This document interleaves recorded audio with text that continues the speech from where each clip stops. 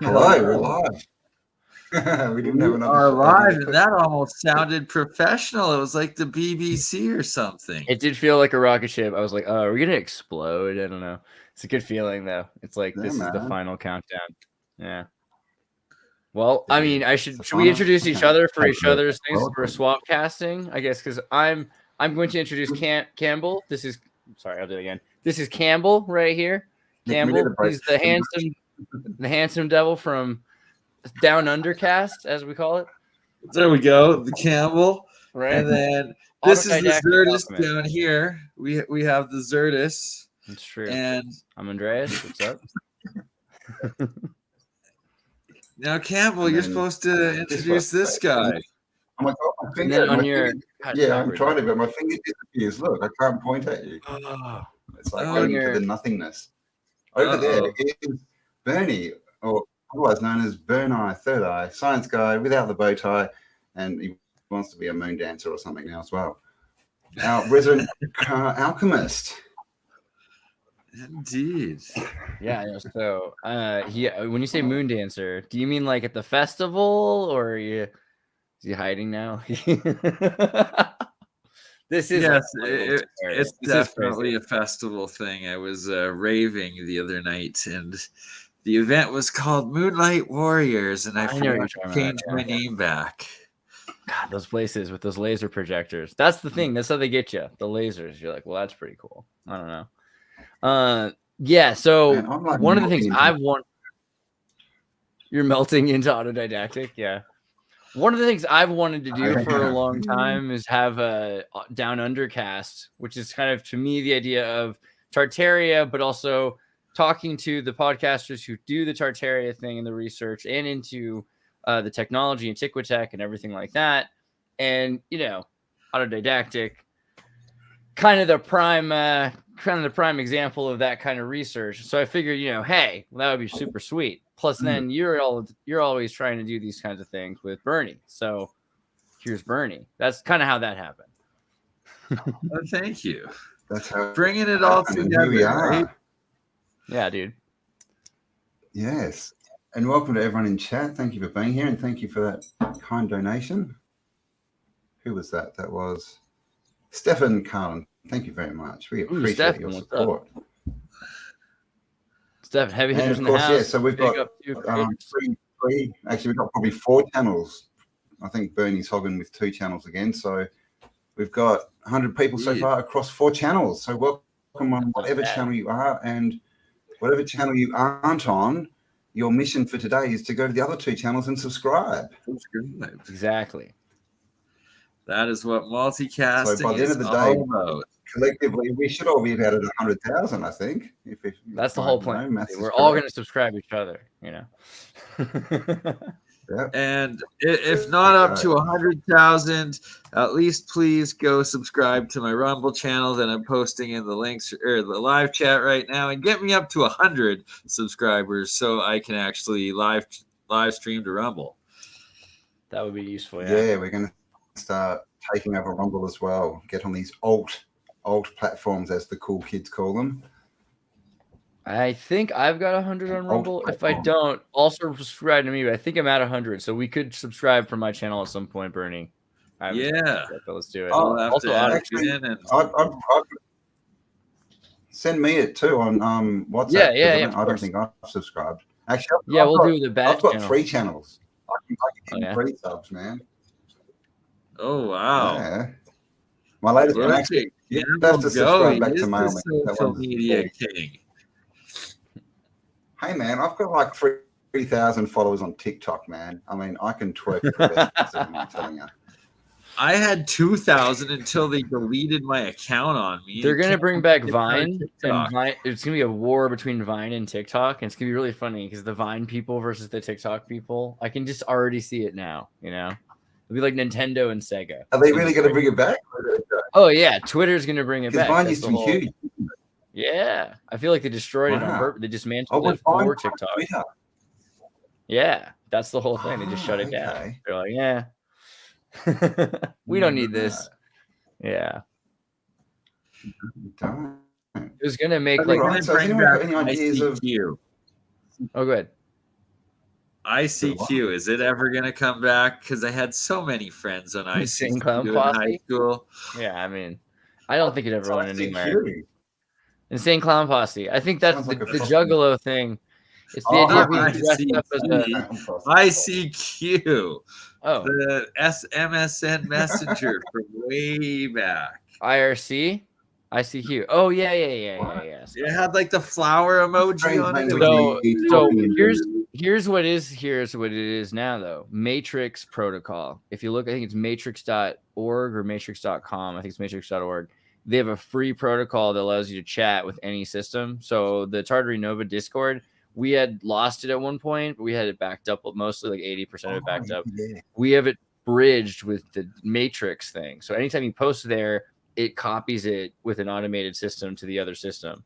So Matrix is definitely the new future. If you want to save your data, if you're going to have, so we have like a bunch of library of books and maps and things for Tartaria, you know, to keep them safe. You want them on permaweb that's somewhere backed up forever.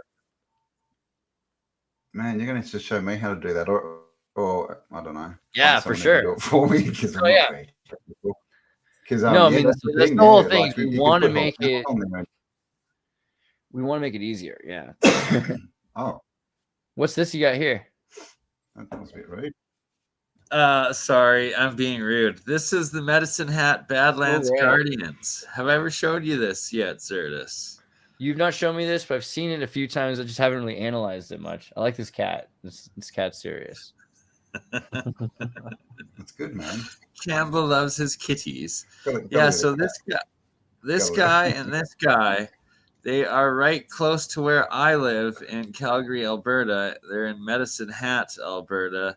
And apparently they plot out to do these geoglyphs where they map out to all these other places. So that's my mission, is to go down to this place in springtime.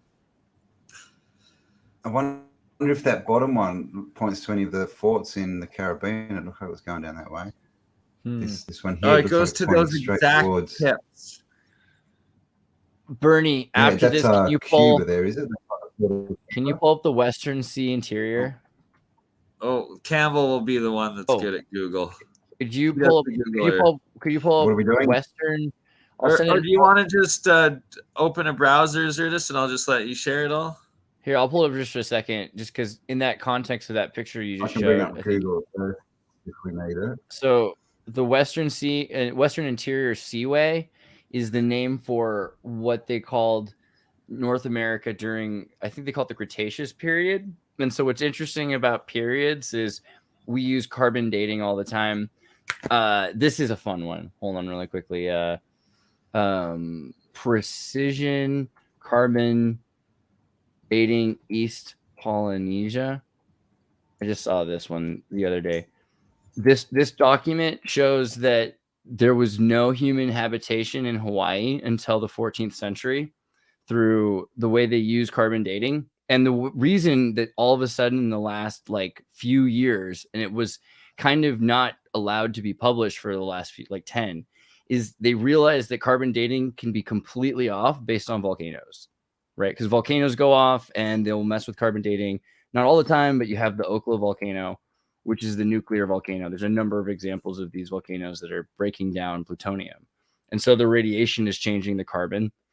And so the Western Sea interior, we know that the Cretaceous period existed, but it probably wasn't like millions of years ago. Now we're saying it was, hey, maybe 1,000 years ago to maybe like 8,000 years ago. That there was a period when things started to melt down, explaining the Carolinas. We have the Carolina Bays, right? The Carolina Bays,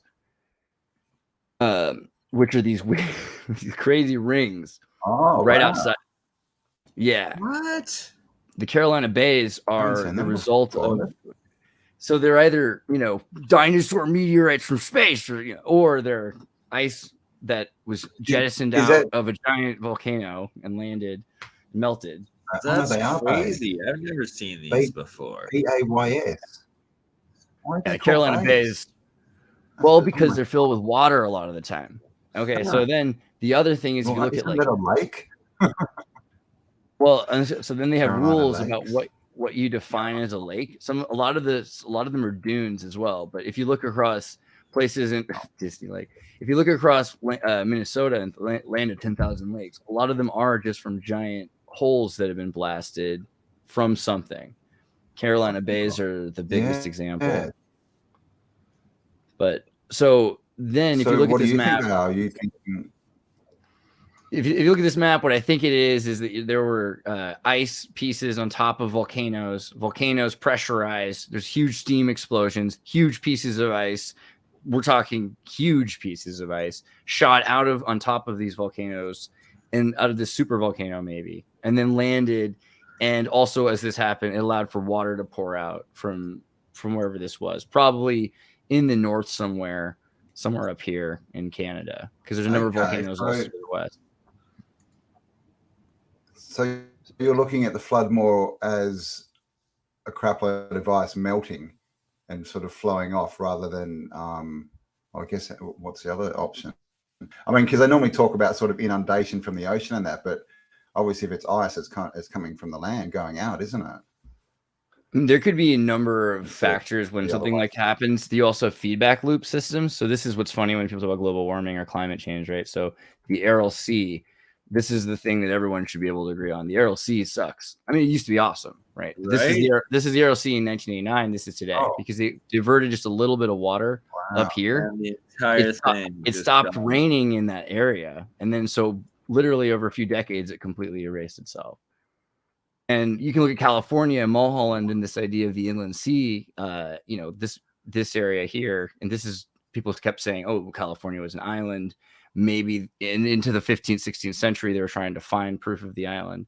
They got stuck in the Sea of Cortez, right? Cortez got stuck. But at some point, this was more connected. Yeah. We looked at an atlas yesterday from 70, I think, and it had a California as an island. Yeah, 1670 or 1660. Yeah, it wasn't. So these are pictures of miners. These are pictures of miners in California told that they were going to have to get a slave. They were going to have to pay somebody to use a wheelbarrow to move their gold around for them. That was the kind of story they told people to go to California. They're like, oh yeah, the goddess land, this island, this magical place. It was the only place that anyone ever found that was a magical place, because they kept talking about Atlantis and things. California was like Atlantis. They're like, oh yeah, right, California. And they're like, oh yeah, it's there and there's gold. But then they just wheelbarrow. See, I think that all the gold they found over there was... But they would blow up a mountain and then they would wash it away. And yeah, but there was no gold in the mountain. I think all the gold came off of the old Antiquitech that they melted down when the robber barons came and stripped off the cathedral, stripped off the pyramids. They took all the precious metals off. What do you think about Telos? What do you think about the super underground? So there's this whole thing about in California that there's Grand Canyon Pyramid Complex is a prime example of what probably connects to this in LA. They talk about in Shasta that there are the remnants of the super civilization that stayed underground when there was the last reset. And so they live underground in this super highly advanced civilization coming out occasionally. I mean, who's to say what's true or false? But people have had these stories for centuries in California. Yeah. The natives have stories about this.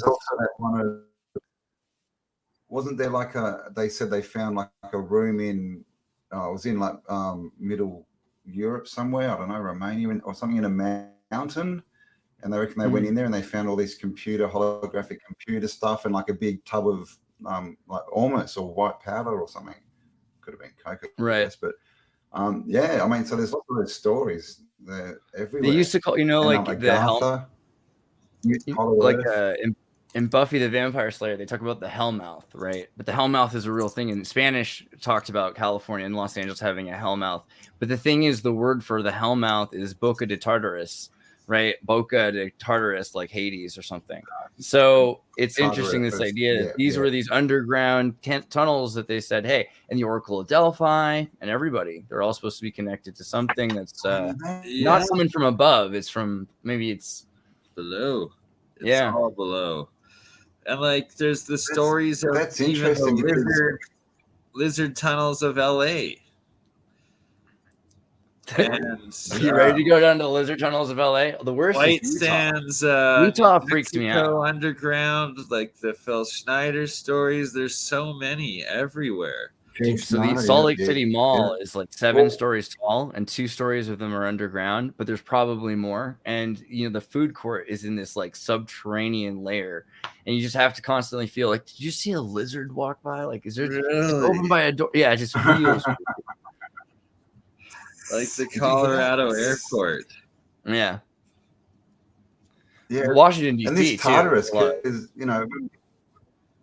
oh shit, yeah, well, it's a capital. Tartaris, right? This is, and because we used to get this a lot, it's like Tartaria, man, Tartaris, that's Tartarus, and that's hell. But it's interesting, right. If you tie that with an advanced civilization going underground and then becoming known as Tartarus by the people on the top because they either wanted to hide it or they didn't like them or whatever, it kind of makes sense. I mean, well, so the funny thing is, if you're looking for an example like that, you already have like the equal example of hell, right? Because hell used to be like Hellenism, Helena, light, the sun. So now all of a sudden it's bad, right? It's burning. It's bad. You don't want to get burned by the sun. It's hell. You don't want to be in hell. So I mean, we already know that they did that once. They inverted all.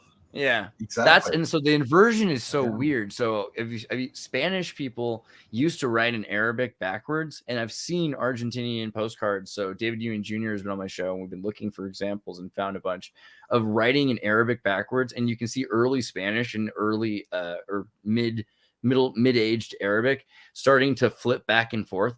And there was this huge thing with the Catholic Church burning at the stake all these people that were doing the things backwards, right? Like imagine being, these people that are so backwards, all those backwards people that are from Tartary, like it's backwards because it was right to left. And that not just that it was read backwards, it's that the symbols are backwards, kind of insinuating that you're looking at something that was designed to be printed, right? Because you usually have the backwards letters on a printing press. So they're reading the direct thing the other direction. Because there's also that thing about with spells where they love to write their incantations backwards. The whole language. So I mean, and does that mean everything we read is backwards? Yeah. They tell us that was backwards, but it was the right way around. It's all everything backwards. Is backwards. You've seen, so if you watch some of these YouTube videos of people showing how people used to speak in England century by century, and it's amazing the crossover into I wanted to say Frankenstein. That's just really Freudian, but Shakespeare, because they Frankensteined English is what happened. All of a sudden, and it's easier to just watch Beowulf and then to watch Shakespeare, because in Beowulf, this is English. It's Cornish. It's this weird like Danish sounding thing with like and all of a sudden English becomes this. Well, it has millions of new roots. It has a new structure system, and they force people to listen to it in theaters, and they burn everyone's books. So now you have to use their books in their language, and then you have these fake accents. So in England, they create, if you don't speak with a school accent, they can tell. And if you speak with that school accent, you better be from that school. So it's all this weird Masonic apprenticeship, and they can tell it beyond your handshake from just your bird call, which is crazy. Wow. Well, I've always wondered why there was so many accents in, like somewhere like England. We're in Australia. Well, I mean, granted, not as many people, but, we all pretty much talk the same, mate. Fundamentally, it's because English is the English people never spoke English until, the 16th, 17th century, at least. So, and you can tell this because when you go in the metros, you can't even read the signs because they're in old English language. Like Greenwich is Greenwich and things like that. You're just supposed to understand that these people were completely culturally assimilated and forced to speak this completely new language by a guy who literally doesn't exist, right? Shakespeare was an illiterate actor who was being played by, the Earl Ed de Vere, right? Well, Sir Francis Bacon and Cecil Rhodes and James John Dee. But the thing is, the person who was the poet was De Vere. Edward De Vere was, and so you can see in the winter play is the De Vere, right? Yeah. It's all about him. The whole thing, Hamlet's about De Vere, you know. Nice. Credit to Cambell for preempting the ridicule cast upon those that do their own research by simply naming his channel Autodidactic, illegal in the U.S.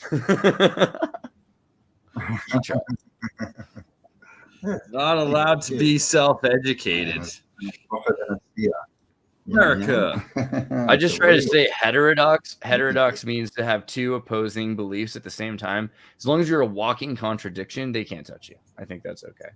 Right? Yeah. No. As long as you're an oxymoron. If you're walking, is that a contradiction? Yeah, sitting and walking.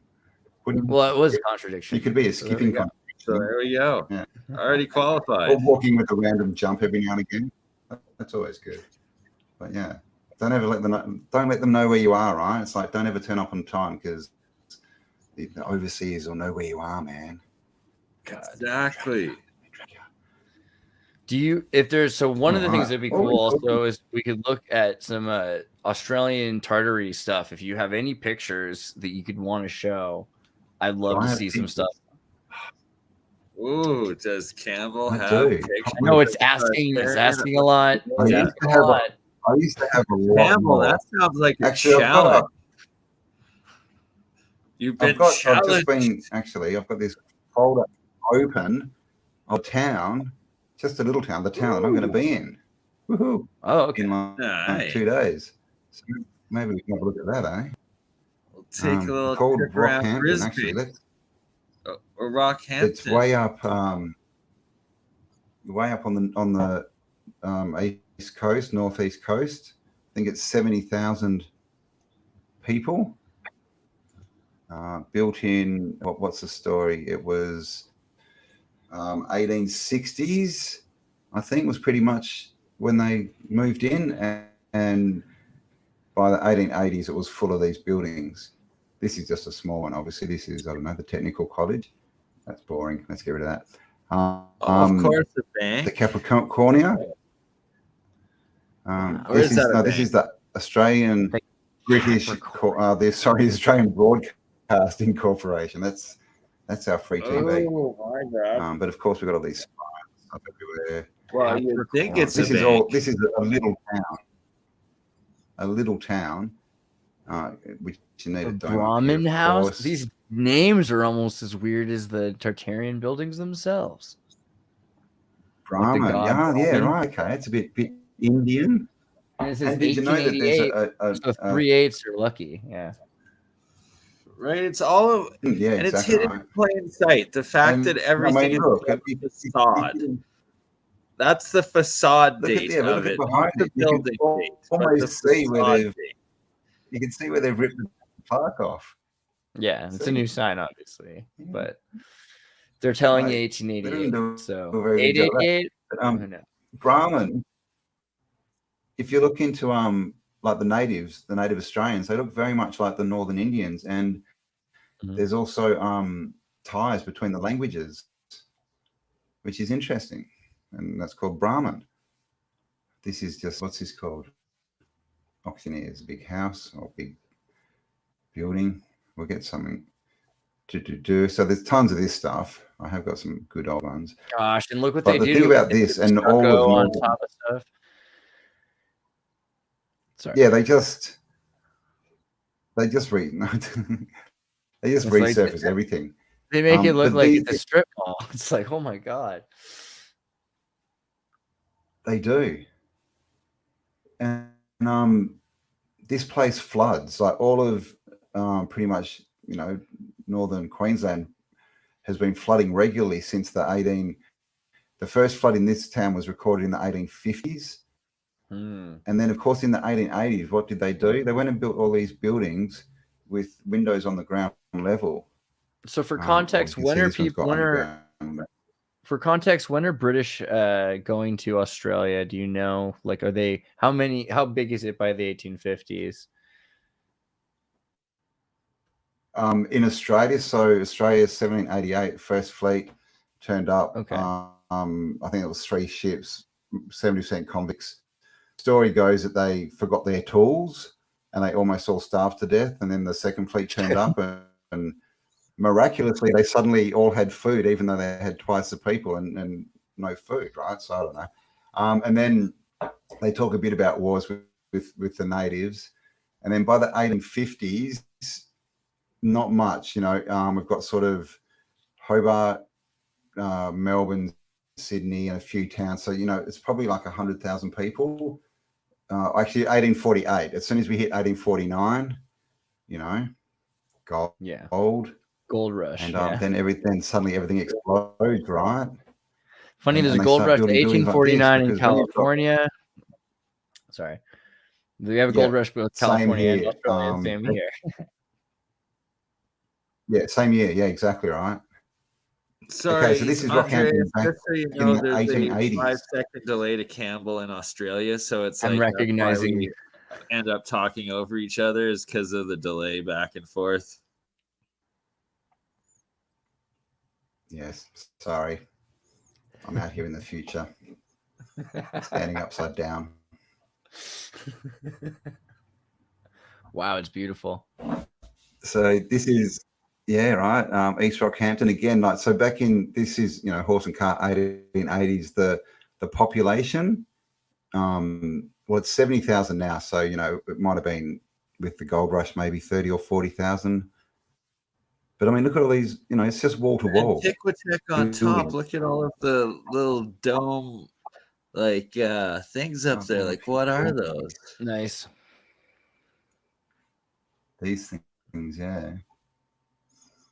But you find this, like, literally, it's all throughout Australia. We've got these tiny little towns, and they just got, look at this. Wall look to at wall, all the radios, massive old the antennas. Yeah, here.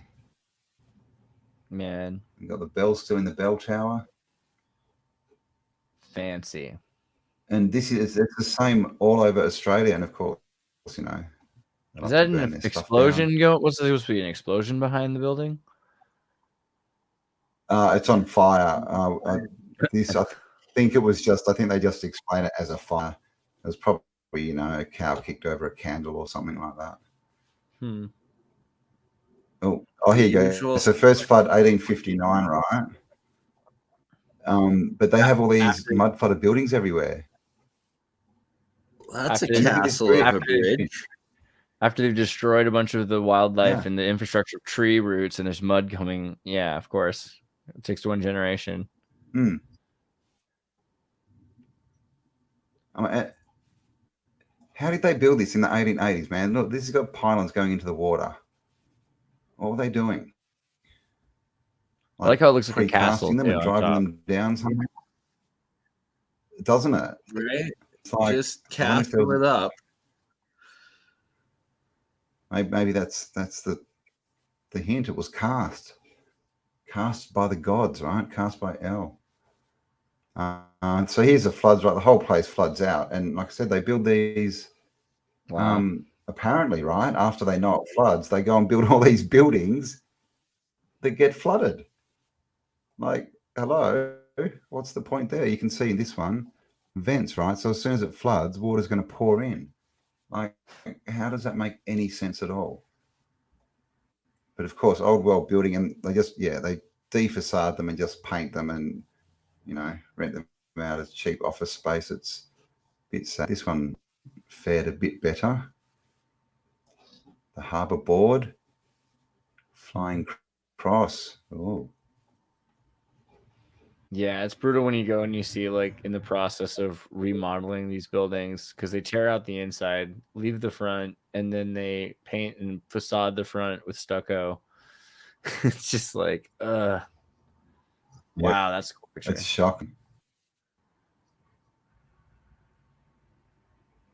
So, and literally, you can see what these people, you know, horse and cart, little wooden boats, but look at this building in the background, this big stone thing, which, you know, of course, is flooded. This guy doesn't realize there's a flood going on. He's trying to get right. Canals, and you know, then they forgot, and then they decided, oh, we'll just put a road there instead of the canal that used to be, and then wonder why there's water. Well, You've we seen have discussed Huaycos in that. Peru? Is the what? The Huaycos in Peru. The let me just for 2 seconds. Huayco? I'll show these. So in Peru, because they did that, they destroyed their rainforest. If you remember from your Captain Planet, Okay. they now have these things called Huaycos, which is the Quechua native word for like a bully or a robber or gangster kind of a thing. Somebody who comes and robs you after you've been beaten down or something like that. So this is a mud. This is the Huayco is the Quechua word for mud flood, and so what happens is it carries away all of the earth underneath with it, and and also the buildings with it, and the road with it, and tunnels and everything else like that. So people will get stuck in these towns drinking nothing but Coca-Cola for like, a month because they're just stuck in a mud flood. So, I mean, and this has been going on at least since they've destroyed all of the natural, when you tear out a few hundred acres of trees, then the next thing is it just pours mud on the tree. Right. I mean, and that's interesting because we were talking about, with all the floodplains in Queensland and Northern New South Wales, like if they filled in all the canals, or if they, deforested it so naturally the mud flowed and filled in the canals, then when the water naturally comes, it has to sit on top of on the ground, right? There's nowhere for it to go. Right. So that could be exactly what's happening there, because we've got these buildings that are clearly not built by these people in the 80s, but they're too low. They're getting flooded, which doesn't make sense when when they're perfect in every way.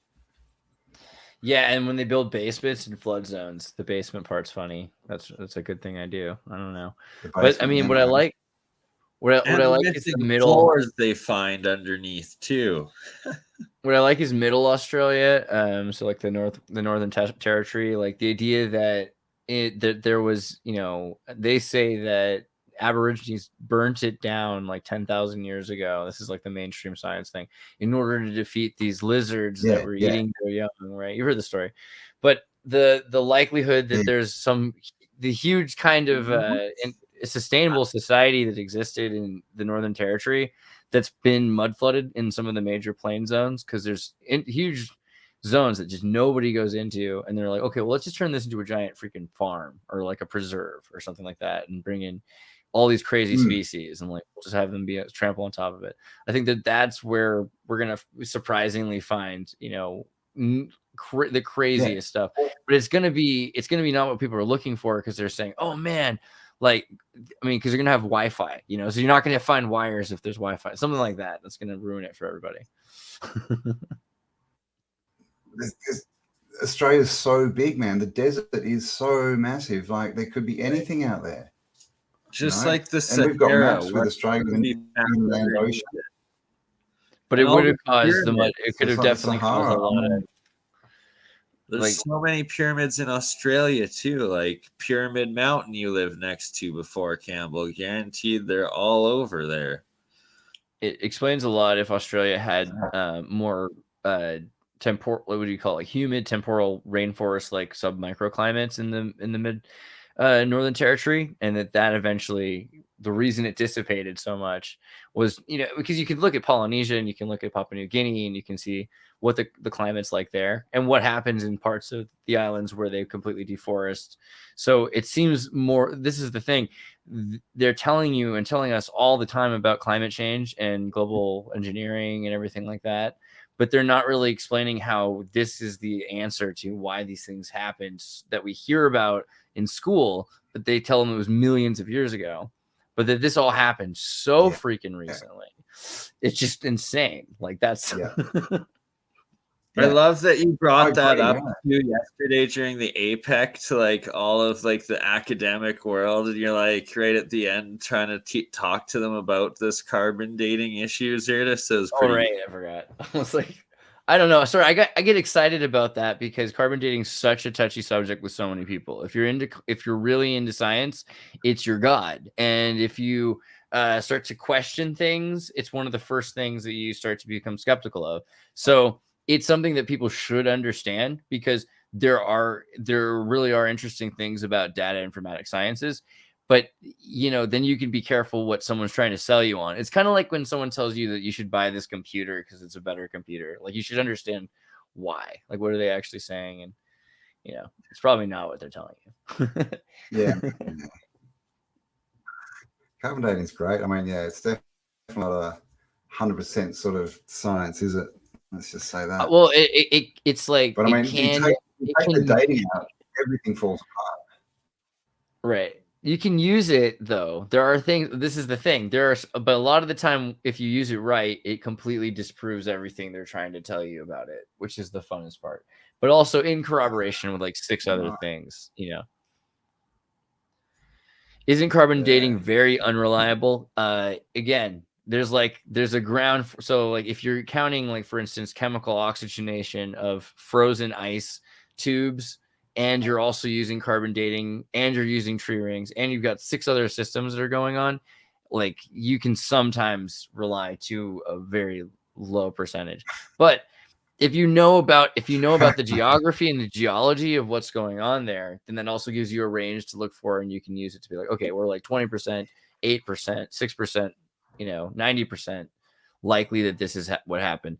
And there's been some really useful things that have been called from that. For instance, finding out that this is one of the ways we found out that Okla was a nuclear reactor and we're able to find the uranium that were in the mines because they could measure how much of it had been depleted.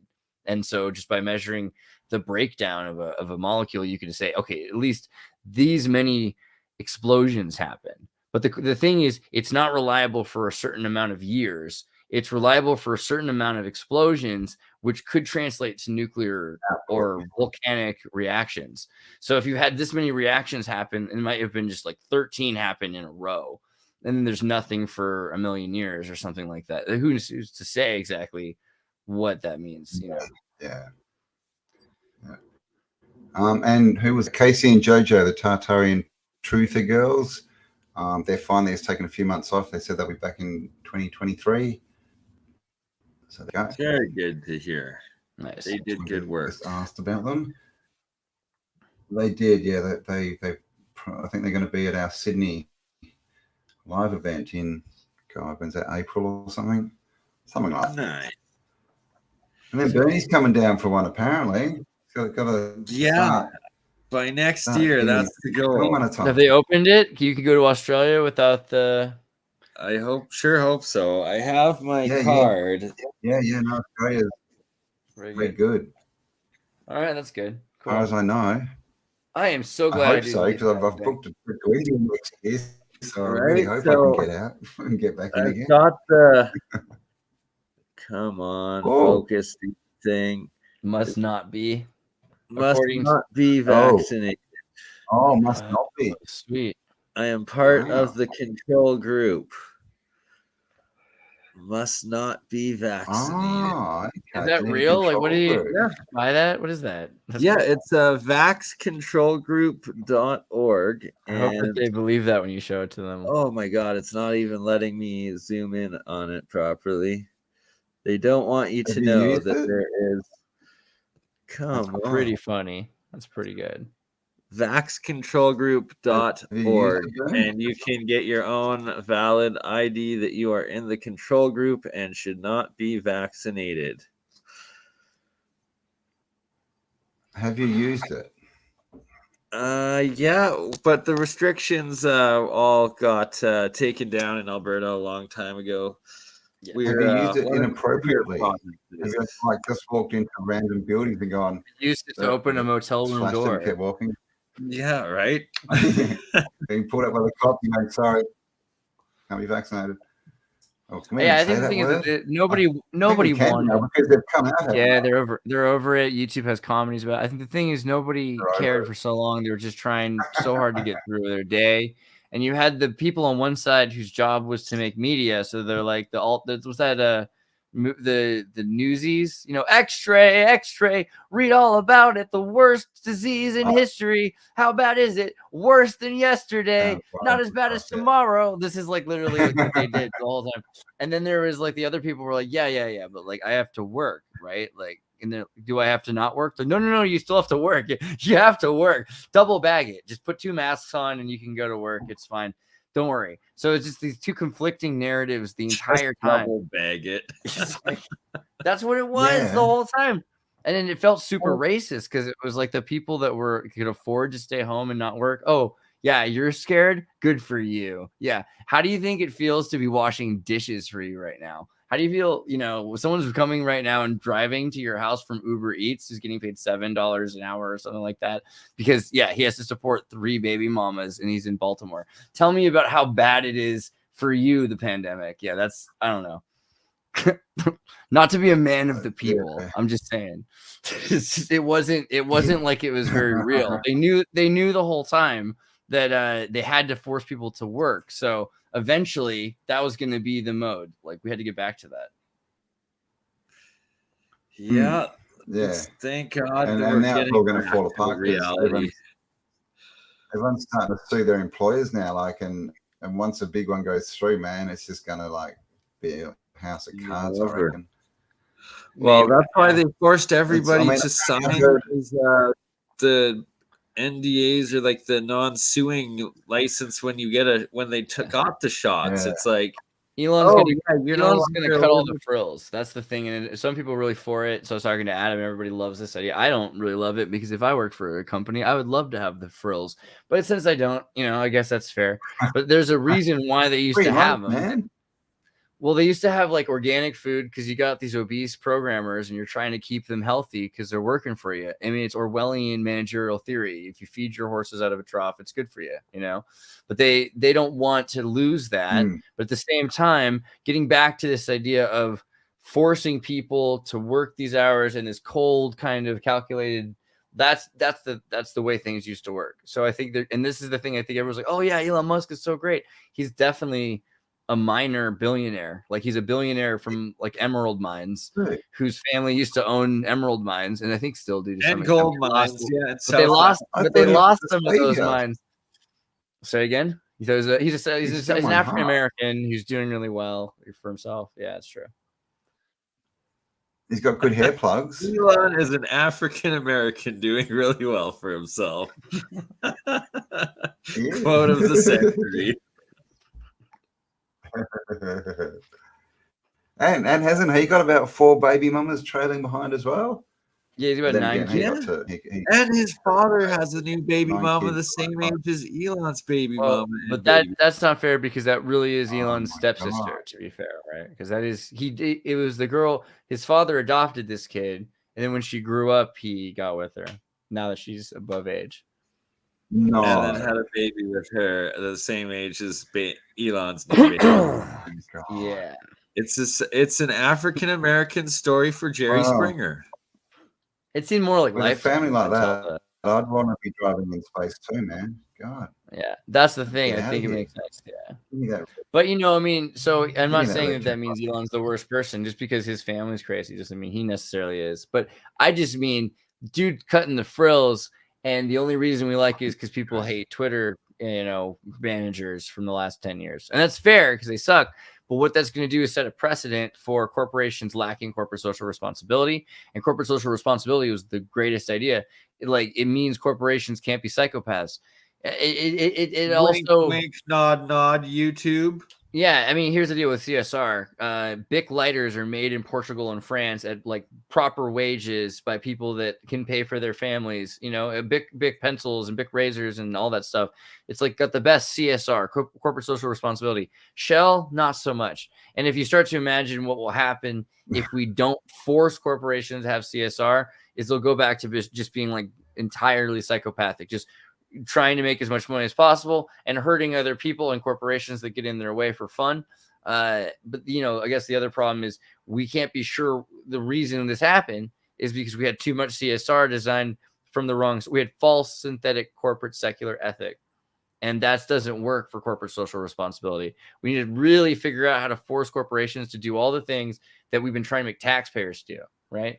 So if they're taking care of the roads, adopt a highway, all these things like that, running hospitals, the church used to run, just figure it out. That's what we have to do. We have to actually get corporations to be philanthropic in the correct way.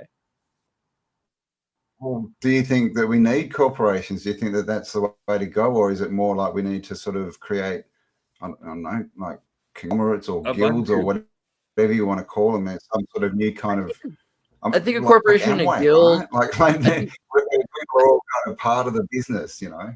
I think corporations can be like guilds. This is the thing. People structure corporations however they want, and the way that people structure them, I think people are very lazy. For instance, when you make a company, people usually just take like a form off Google, and so they're already just following what it says, and it'll say something like, you know, the most important thing is that you focus on the financial gains of the shareholders.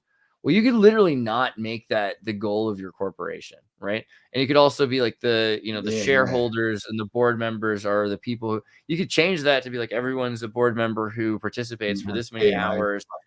Yeah, like you could do anything you want. But the problem is, you know, sometimes that's a bad idea to have too many people on the board. So it does make sense to have limited boards that work with other people. Have a corporation for yourself or somebody else. A legal person is what that is, right? So I think, corporations. Yeah, well, and that's how we're supposed to use the legal person, isn't it, to do trade and commerce? And we're not supposed to, pretend we are the legal person or believe it. Right. That's the best way. Yeah. Right?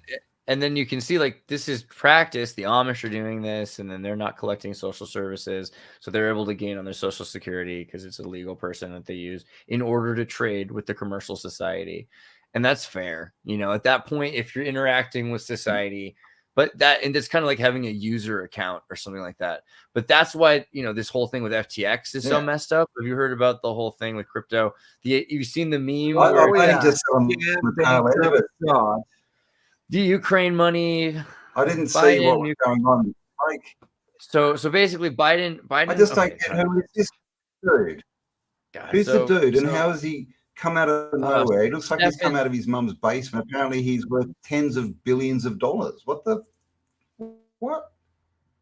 Yeah, it's Bankman-Fried. Bankman-Fried, which is a funny name. What was worth that, Campbell? He's now worth $0 according to Forbes. Kalen brought it up yesterday. How interesting his name is. Bankman-Fried. Yeah, Sam Bankman-Fried.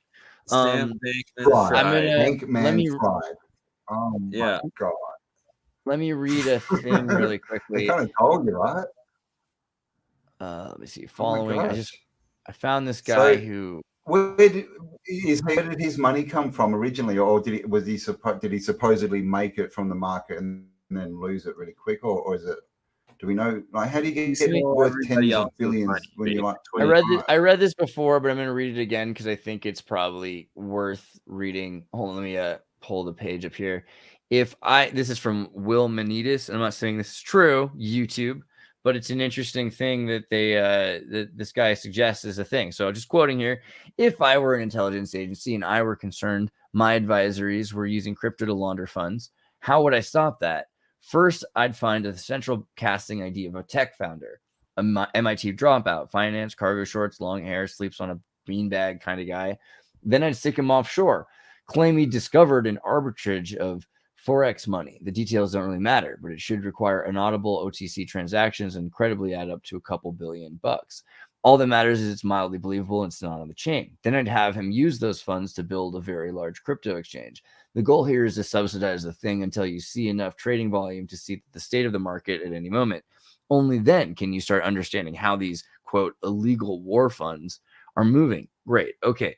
Now you have legibility into all crypto transactions for a handful of currencies, and you're starting to understand where cash flows are going. What's next? Every time a project fails, let's take a bit of that arbitrary money and use it to bail out their products.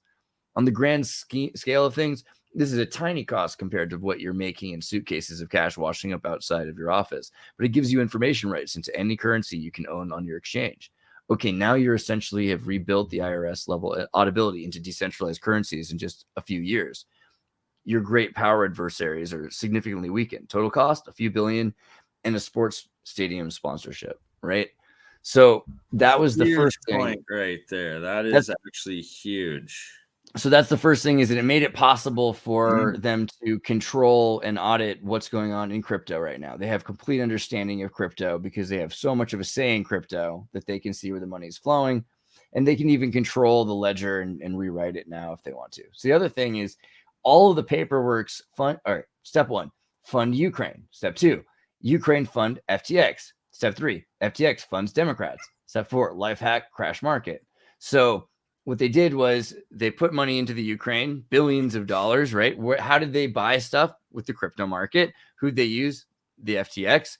What did FTX do? Crash the market at a certain point, put that money into the Democratic Party. He's one of the main and highest donators to the PAC, the PACs, the Dem PACs. Yeah. Only Soros was behind Sam bankrupt fraud. God, that was the punchline, but you said it so well, I don't even mind. And then, thanks to Biden, and back. And it's just this perfect schema. The best part is step 4, which is the life hack to crash the market. Because now that Bitcoin's crashed, they've done this thing where they can stop other people from it's kind of like burning the bridge behind you so no one else can run the same scheme. It's very Ocean's 11. I love it.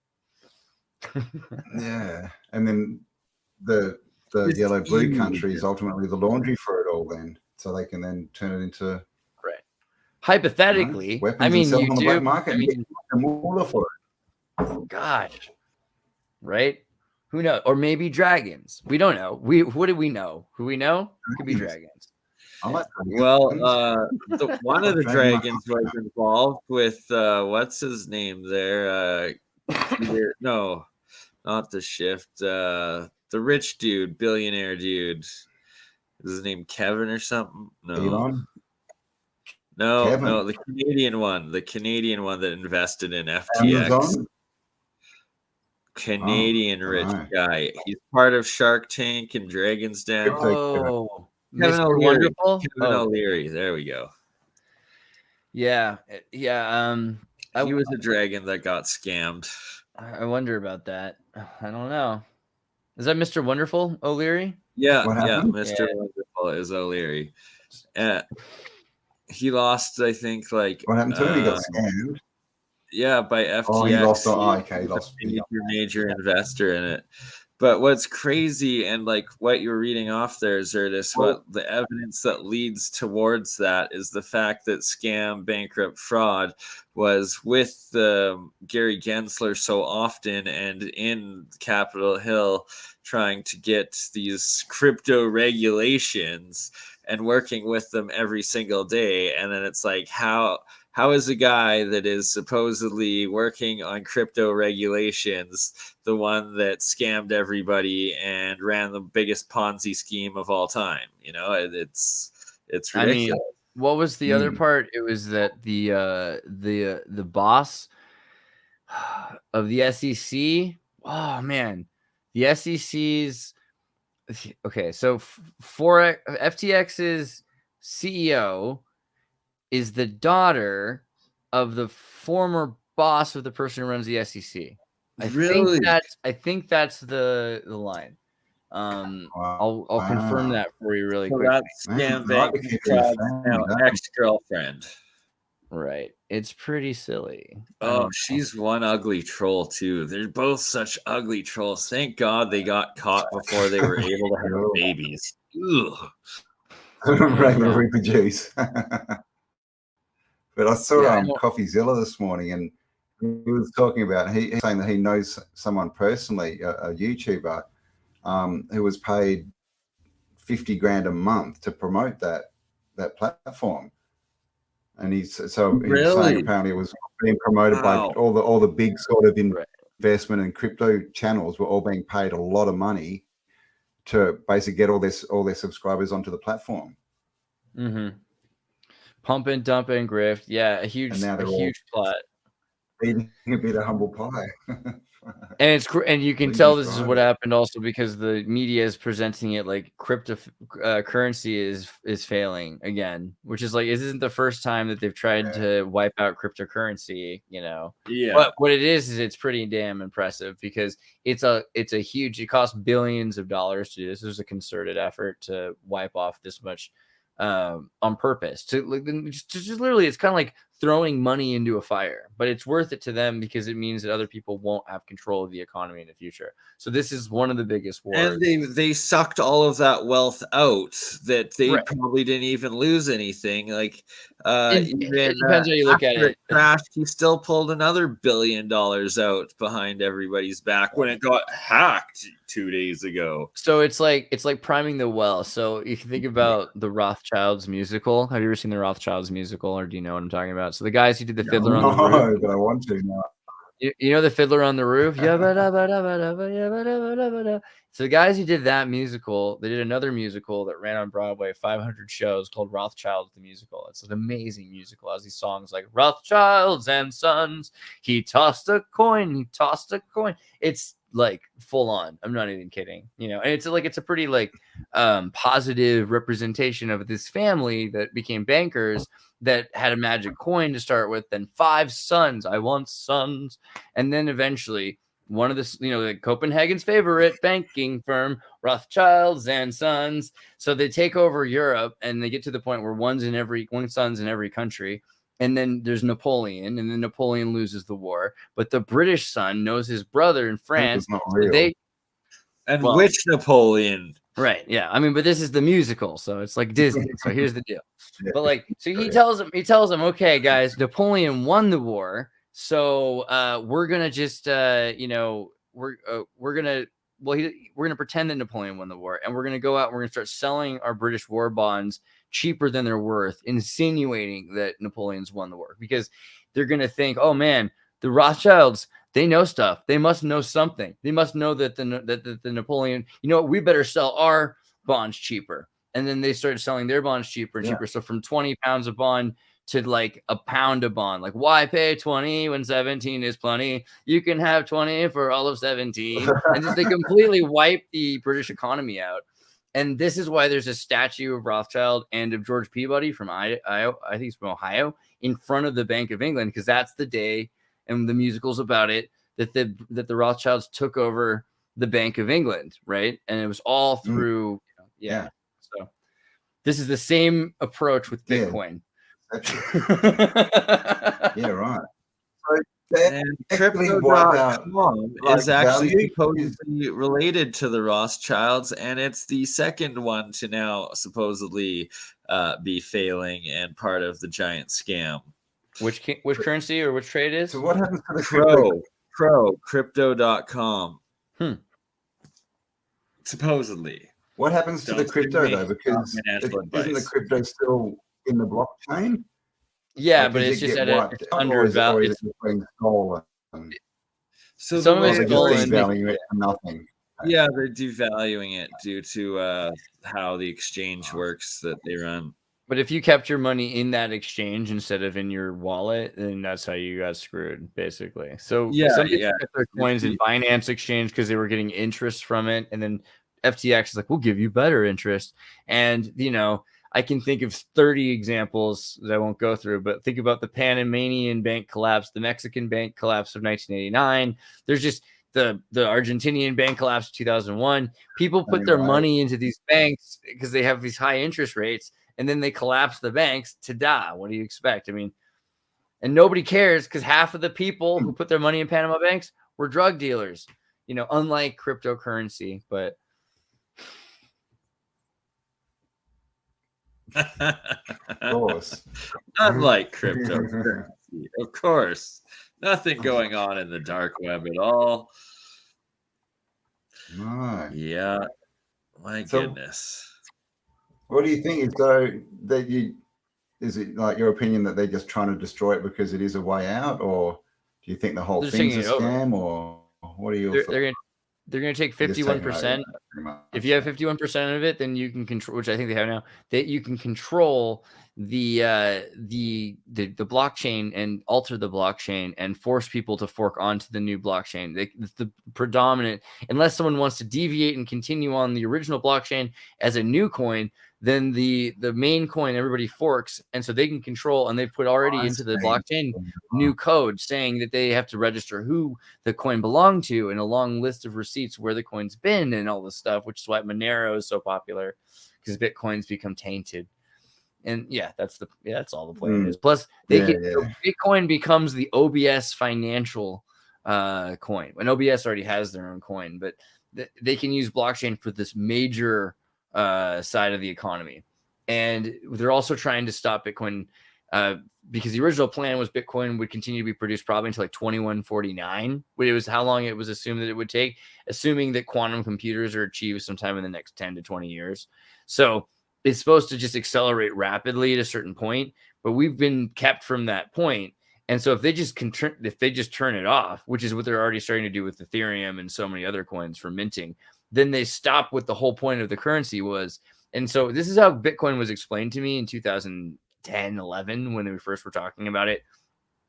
My buddy Joey from Cal Poly says, okay, so you know how like they make money, like literally they just make it up all the time and everything like that. But like, what if everybody could make money, but it was hard? It took a little bit of work to make the money. If everyone could make the money and print money, then, eventually it would just, but how much money could ever be printed? And so Bitcoin is built around this idea that you'll come up with new ways, and it doesn't have to be just a complete waste of time. It could be solving for a prime number. You could be discovering a valuable prime number that attaches to its value.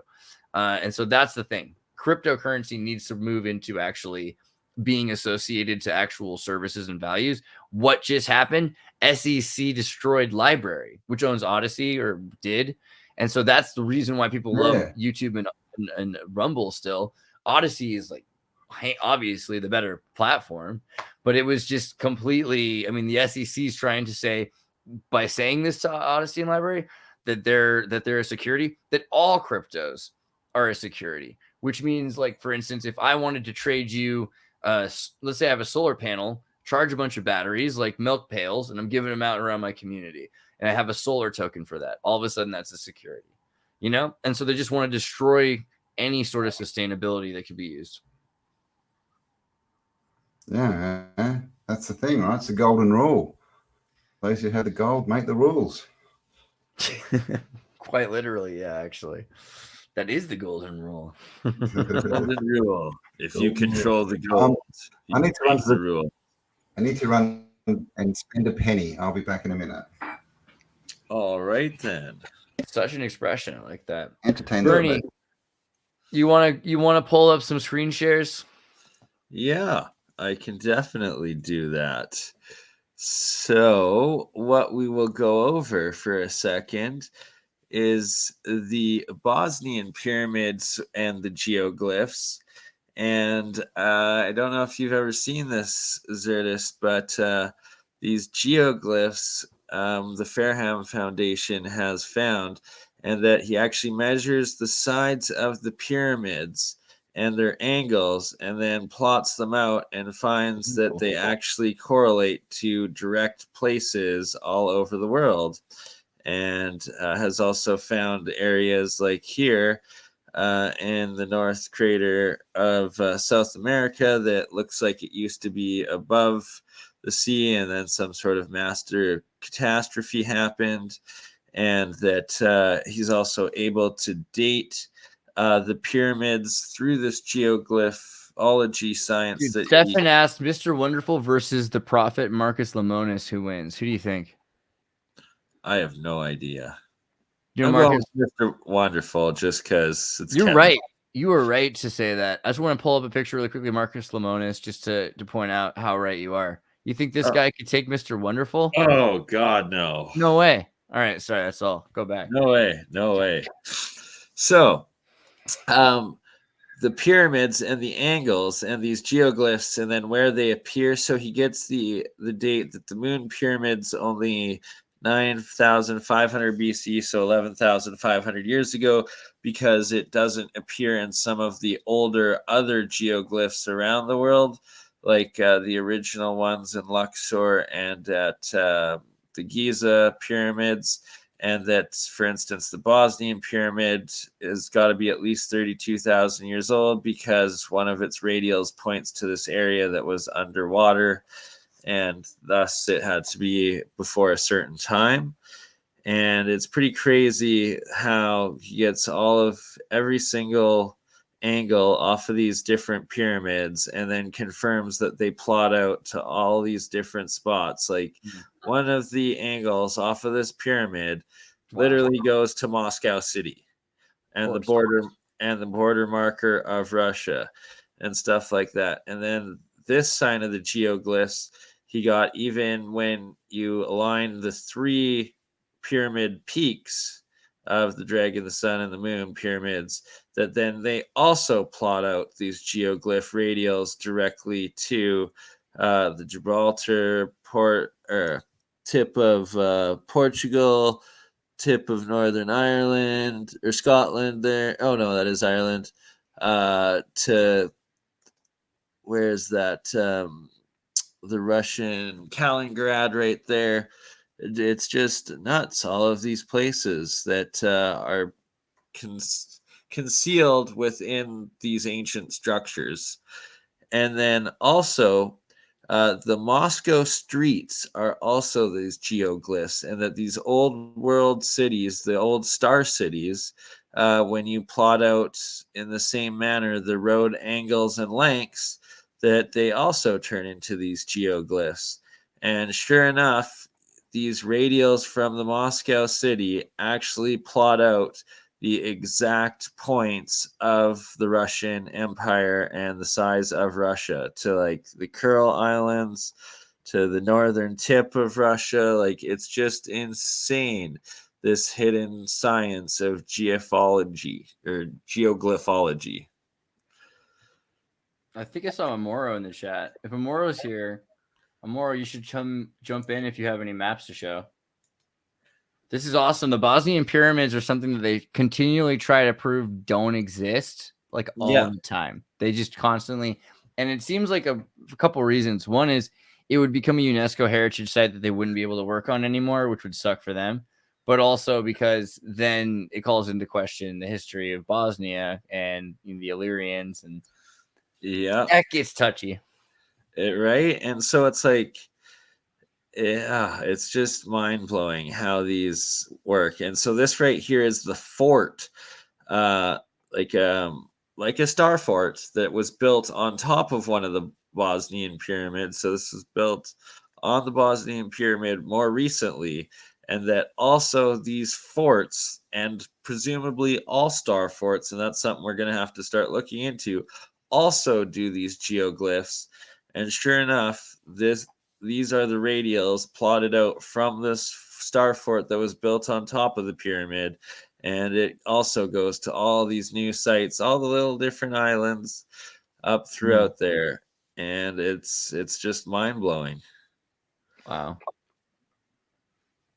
Like, this is the area that's plotted out on the top of the Bosnian pyramid. And, that pretty much looks like the European Union if I've ever seen it. Wow. So a map. Interesting. Yeah, that's the territory of it. And like, even this border marking right here, this ancient border marking, is contained within one of these radials. And I will show now the Yonaguni pyramid that also has the geoglyphology done to it. So the underwater pyramid of Japan that they try to claim isn't man-made. Well, when you measure all of the walls and the angles of them, sure enough, they also plot out to this exact map. So each of the walls, their lengths and their angles of the Yonaguni pyramid plots out to this map, which is an identical map to the size of what the Japanese Empire controlled during the height of World War II. identical territory. I love how they say that it's like it's natural. It just seems insane. I've shown it to normie, like completely normie people, and told them that, and they're like, "What? Okay, well that's silly." I'm like, no, you're making that up, right? They don't pretend. Who's pretending that this is? And then they'll have to watch some video and be like, "No, yeah, it's fake. It's just, I mean, it's natural. It's just that is the way it's supposed to be." Yeah, just it's back to sleep. How ignorant some people can be, and it's like literally they plot out everywhere. So these right here are some radials that are just off the coast of Taiwan, which is right close to Yonaguni, and sure enough, these geoglyphs also go to the northern point of Okinawa there.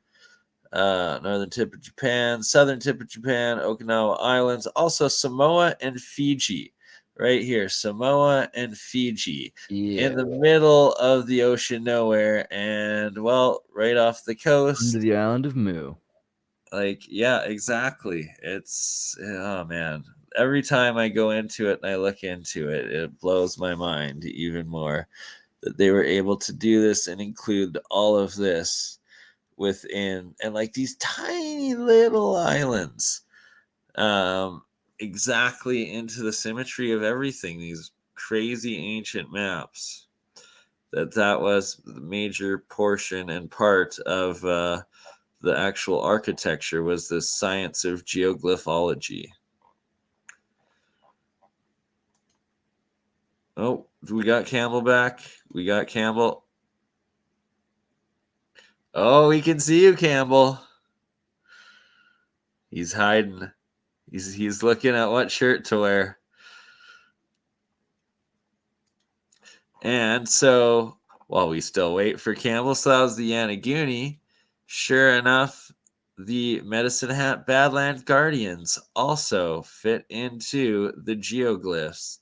And that my job is going to be going down to this site and verifying that these geoglyph sites are here, and that these geoglyph radials are actually there, made of these megalithic stones, and thus then they plot out to all of the places on the world. So I'm very much looking forward to going down there with a drone in the springtime and finding these and confirming that everything we have ever been taught about history is a giant lie.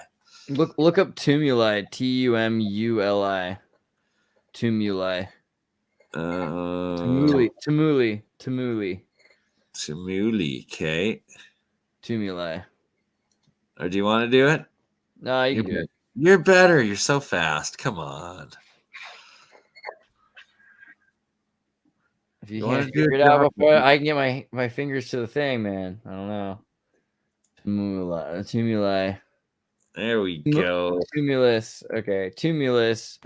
Tumuli, a mound of earth and stones raised over a grave or graves, burial mounds or kurgans may be found throughout much of the world. A cairn. Tumuli. So if you start looking for tumuli instead of tombs or graves or pyramids, then you'll start to find a lot of these tumuli, and they're like, oh, that's not a pyramid. And you're like, really? Yeah, no, you bet your life on it. Okay, well, what there's something there. Yeah, but it's not a pyramid. Okay, what is it? Well, the tumuli. Okay, all right, well, so you have a lot of tumuli. That's fine. Tumuli all over the place. So it's like UFO and UAP. They just switched up the wording to tumuli instead of pyramid. Tumuli. Some of these, to be fair, it's in the name, though, right? Well, it's you lie. It's a tumuli. Yeah, tumuli. It's supposed tumulus. It's supposed to be. I think etymology here. Mound or small hill, tumulus, from the European root bulge or swell, also found in tumor. So that's where bulge is. Bulge. Tumor. There we go. Tumor. So, yeah, tumuli, pretty fun. And if you type it next to other words, like give me an example. I don't know, like New Zealand or something. Find them, or Australia. You'll find them. Oh wow! Hey, they're literally everywhere. What? Wow. Is that in Australia? That's one. Yeah. And there's more. Australia, Bayaduke, Australia. Where's that? Bayaduke, Australia. And so they're supposed to be tombs in them is the point, but a lot of the time they've been guess what they do tombs. This one. That's a dolmen tomb in Australia. Wow. So I mean, and I talked to a buddy of mine who's they look identical everywhere. That's nuts. I talked to a guy who's an Aboriginal, and he was telling me that. Well, my friend was telling me that it has to do with he's an Australian Aboriginal, and that they're kind of like tombs, but instead of putting someone underground, you put them above some rocks, and you put rocks above that. And you see this in Celtic culture too. I mean, in the Slavs, pretty Celtic. And the Bosnians do this as well, and then they'll put symbols on the rocks carved, and they'll put some grains and some tools with you to go to the afterlife or something like that. But it's not underground because there's something weird about being underground, and a lot of the Europeans follow this tradition of having their tombs above ground as well. This is popular with the French, the Acadians, and everything that goes back to like Egypt having Heliopolis. So don't go 6 feet under is what. And then they also are against burning the bodies. But then, so he was saying this might also connect to, I forget the name of him, but some sort of insect god or insect deity that the Aborigines have in Dreamtime. And that these are like, you think with the ant hills. And so there's an idea that these are kind of in homage to that, or I don't know what the connection is exactly. But so is it just like the gentry and the upper class that are getting buried like this? Because clearly, if they were burying everyone in these mounds, that'd be a lot of rocks to start with. Yeah, I think it is like a lot of hills. More important people, right? Like somebody who's the important person of the family. But then they, so the other thing is bodies burn everyone else. Well, so I don't know. I don't know for sure if they burned everybody. I mean, the thing is, it looks like you find examples of the church bones, right? You've seen a lot of that, right? Church what? So if I pull this up, like, was it a cultural thing that they just wouldn't bury people under the ground? Was that like a big part of it? So I mean, it becomes a lot more common to bury people underground when you get to the point where churches start using skeletons to build their churches and things like that. And so you can go to sacrilegious man. But it's weird. Like you go to Sweden, in Sweden, and in the Czech Republic and in Spain. I mean, all over the place. And it's like I'm trying to find a picture that's not as hidden from you, but the gist of it is like, here's a cute church. Here's what's underneath the church. I mean, is it giants? That's even right. That looks pretty giant. So, I mean, there's a lot of that. But the idea that who knows? Were they eating people? Well, Smithsonian says so. If you go to the Smithsonian, they talk about the Europe's. This is the way that this is how it's presented. It's not my fault. Europe's hypocritical history of cannibalism. Well, I mean, we all look at it like it's weird in the Netflix movies, but when you really think about it, you're just being ableist, or you're against the elite, because the elite all the elite used to be cannibals. And, thank God the elite stopped practicing human sacrifices and cannibalism. I don't know when they did, but thank God they did. Used to? Well, I mean, they clearly used to. I don't know. I mean, hopefully they stopped, right? I mean, I don't know when that would happen, but it is a bit hypocritical. You got to admit, it's a bit hypocritical. Yeah, because everyone acts like it's gross. Your own arm. Oh, that's fair. I know, right? Yeah, and see those. I think what they're saying is hypocritical. What they're saying is hypocritical about it is you're thinking it's gross when it's totally socially acceptable and cool, and that you're supposed to understand this. Like, for instance, a lonely computer technician living in the countryside in northern Germany had advertised online for a well-built man willing to participate in mutually satisfying sexual act. But it wasn't just that. He wanted to be killed and eaten. And I don't think there was a law against eating somebody. There was a law against killing somebody. But if the guy kills himself and then you eat him, that was wow. Because in Germany, cannibals were normal. This is for hundreds of years, this was a completely normal thing. You have the Mary and the Bloody Bath, and you've got people that were drinking blood, and cannibalism is in the church, and they're like, yeah, so this is how it goes. Eventually we get to the point where people are like, dude, how many skeletons do you have in your church? and you have to wonder what happened. So that's clearly a lot of people like trophies, like trophies, basically. Yeah, like, it's the whole town converted, right? If you're gonna eat someone, you should probably start with your own arm.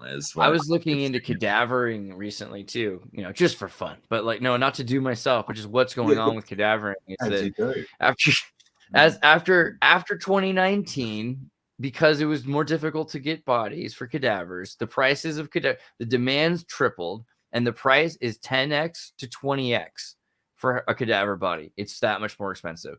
And this matters because in America, and particularly in Canada, we have a thing called made in Canada. And that doesn't mean like fabricated. That means, say it for me, Bernie, you know better. What? Medically assisted induced death. Medically induced death. Yes. Yeah, medically assisted induced suicide is what it's called. Right, but they call it made in Canada. And you can do this mature minors. Anyone from the ages of 1 to 12 is considered mature minor. If you're depressed, you can be euthanized in Canada. Is this that new? Okay, this is that new thing that they've brought out. Yeah. Right, and apparently, I heard that even suicided. In Canada. And that will... Right. People are being convinced to do this. Veterans are like upset they're being asked to do this. Yeah. People are being told if they can't afford an apartment that this is the new solution. But the thing is, there's a huge demand for cadavers right now. And this is another thing that happened with the witch trials. So cadavers there was a point when all of a sudden in the 1600s and 1700s, they needed a bunch of cadavers for science experiments. And they said, stop burning witches. Drown them, or do something where we can use them afterwards. So lots of witch trials were because of cadavering. It's okay to kill yourself. You just have to be used as a cadaver afterwards. It's okay to have medically assisted. Are we saying that death is the end of the line? A restaurant? Is that what we're talking about here? We haven't quite got there yet. But yeah, it does. That is what, if you read that the Smithsonian article, they thought that the blood's very healthy for the royals, and I think some tombs are giant sloth dens with human prey. Nice, Stefan. I like that. I could get down with that. Those giants. I was going to say something, but I forgot what it was. Yeah, obviously you've heard of the. Can we even say this word? I guess we can. The Cannibal Club I think it's in LA, that came out, and it was linked to that. Who was that lady? Summerfield, yes. Somerset. What's her name? Somerset. We don't want to say her name. Do you know what I mean? Who's like a high... be added to the eat list, right? But yeah, no, I assume that that's real. LA's got some weird stuff going on, obviously, but I haven't heard the story. Yeah, it was like that one. It's a club, and I did one time go to a sushi and bar. They said it's okay because. I go to a sushi bar that had cocaine, but then they didn't. But then eventually they shut it down, and it turned out that they were selling whale. And I was like, dude, like I never even cared about the cocaine or anything. But if you told me that there was whale, like what? How you? But it was like this huge bust and everything like that in LA. They're like, stop, freeze, Yakuza, get on your knees. It was like insane. You can't serve whale. You can sell the cocaine with the fish, but not the whale. That was LA. Yeah. Oh my God. So that's why you moved to Minnesota. Done enough there, yeah. I think. So we're gonna have to get Xirtus over to the Hutchinson Ranch before it's all said and done, because you're right close by to them. Yeah, I'm not too far. That'd be really rad. I would look forward to that and doing some cool stuff. I have a 360 camera, so we could record.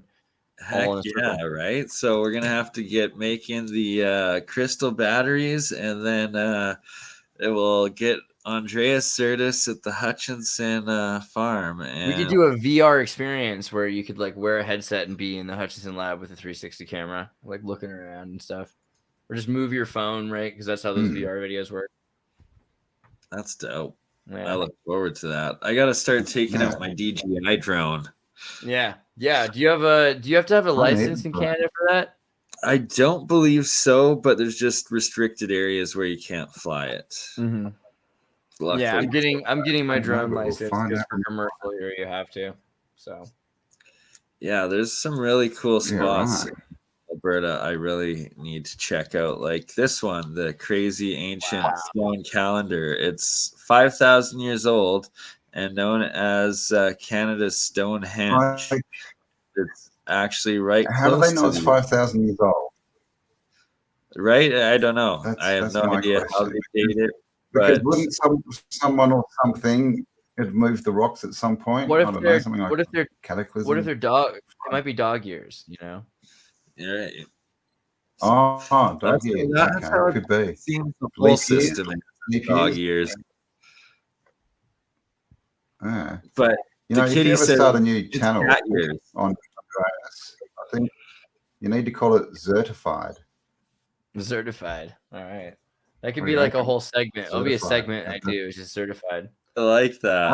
It could be a segment. Yeah, man. You could put like information a little hat was certified today, proven to be certified true. Certified check mark. So for a long time before I got a check mark, now I have a check mark, which is not the way I wanted it. I felt. Here's the thing: if Elon Musk didn't get the thing, I really. Yeah, well, I mean, I had to pay $1 ideologically because to me, the idea of destroying the value of Twitter and making all of these people upset and just destroying, like making it burrow into the ground was worth it. But also on another like level, it turns out that it's not just a check mark because you get like your posts pushed. I'm growing in Twitter. You get like another. So it's like, you know, that's literally. That's okay for like the fact that I have like a channel and I do videos every freaking day. Like it's good that they're getting pushed out and people are actually seeing them. So 50 instead of 5 likes on a post when I was blacklisted is a pretty nice thing. But I always had a yellow Pythagorean triangle ruler next to my name as an emoji, like a yellow ruler. And I like that better anyway than the blue dot. So I kept my ruler. It's still there. And I've had some people asking, like, how does he get the ruler? What do we have to do to get the ruler? Like, you have to be certified, and that will cost you $59.99 per month. That's what you need. Certified account. Right? Yeah. And then you can just tell people, look, $8 and you too can be certified. Send you the money. Just go to the emoji and put it next to your name, buddy. You'll be right. You'll be rolling. Meanwhile, for the last 20 days, I've been blocked on Facebook. Well, now I'm a total twit. It's sad. I mean, I didn't used to be into tweeting and all that, you know. But what happened is, so I have Facebook groups. I have philosopher memes, and that's like 120,000 people. And then they've broken it down more and more. But I've tried to make it more popular by keeping a bunch of progressive mods, you know what I mean? Like people that are transgendered or communists and things like that. Try to keep that group going. And every time they burn the group, they try to block somebody in the group, they tag someone. I put them into another group called Advanced Philosopher Memes, and then that's the group for all the people that have been banned. And so now it's like 10,000-15,000 people, and use those people back and forth at each other. So that was how Facebook worked. But I'll get in trouble on Facebook, and they'll be like, we're going to just ban. It's January, and we just don't want you on Facebook. So we'll just take you down. And so I'm in this. You're an evil genius, aren't you? I was in this philosophy group, and I posted. Sometimes. No, I'm worse. I'm more like Slavoj Zizek. I'm constantly like, idiocracy. Yeah, that's how I feel most of the time. Sweaty Slav. But so I make this post I make this post of Johnny Bravo naked in the shower with a censor bar, you know, over his crack, but it's Johnny Bravo naked in the shower. So I get it. But you can put transgendered pornography on Twitter. You just can't critique it. That was the rule for a long time. You weren't allowed to say anything negative about it. You had to say everything was brave, but you could put whatever you wanted otherwise. But with Facebook, it's like they left that post up and they just took me down for 30 days. And these last 30 days, shocker, were the election and the FTX crisis. And so I'm usually always like, tut, tut, it looks like rain. Because if Facebook takes me down for 30 days, those are the 30 days that they've been, because these people do cocaine and Adderall and they take these Percocets, and Nancy Pelosi, I'm not saying that they're the same people, but you know what I mean? They're all talking about how we have to take a break for 6 months and then we're going to do the thing. They're like a very biannual get up and do any kind of conspiracy kind of people, allegedly. So, nothing happens. And then boom, like, and then they go back to sleep like Mumra on Thundercats. It's terrible. You could graduate them to the conspiracy graduates, man. Say it again. That could be like the end of the. You could off them all to the, what are they called? Graduates. That could be the end of the conveyor belt. Right. It's a new channel that's been started up. Apparently.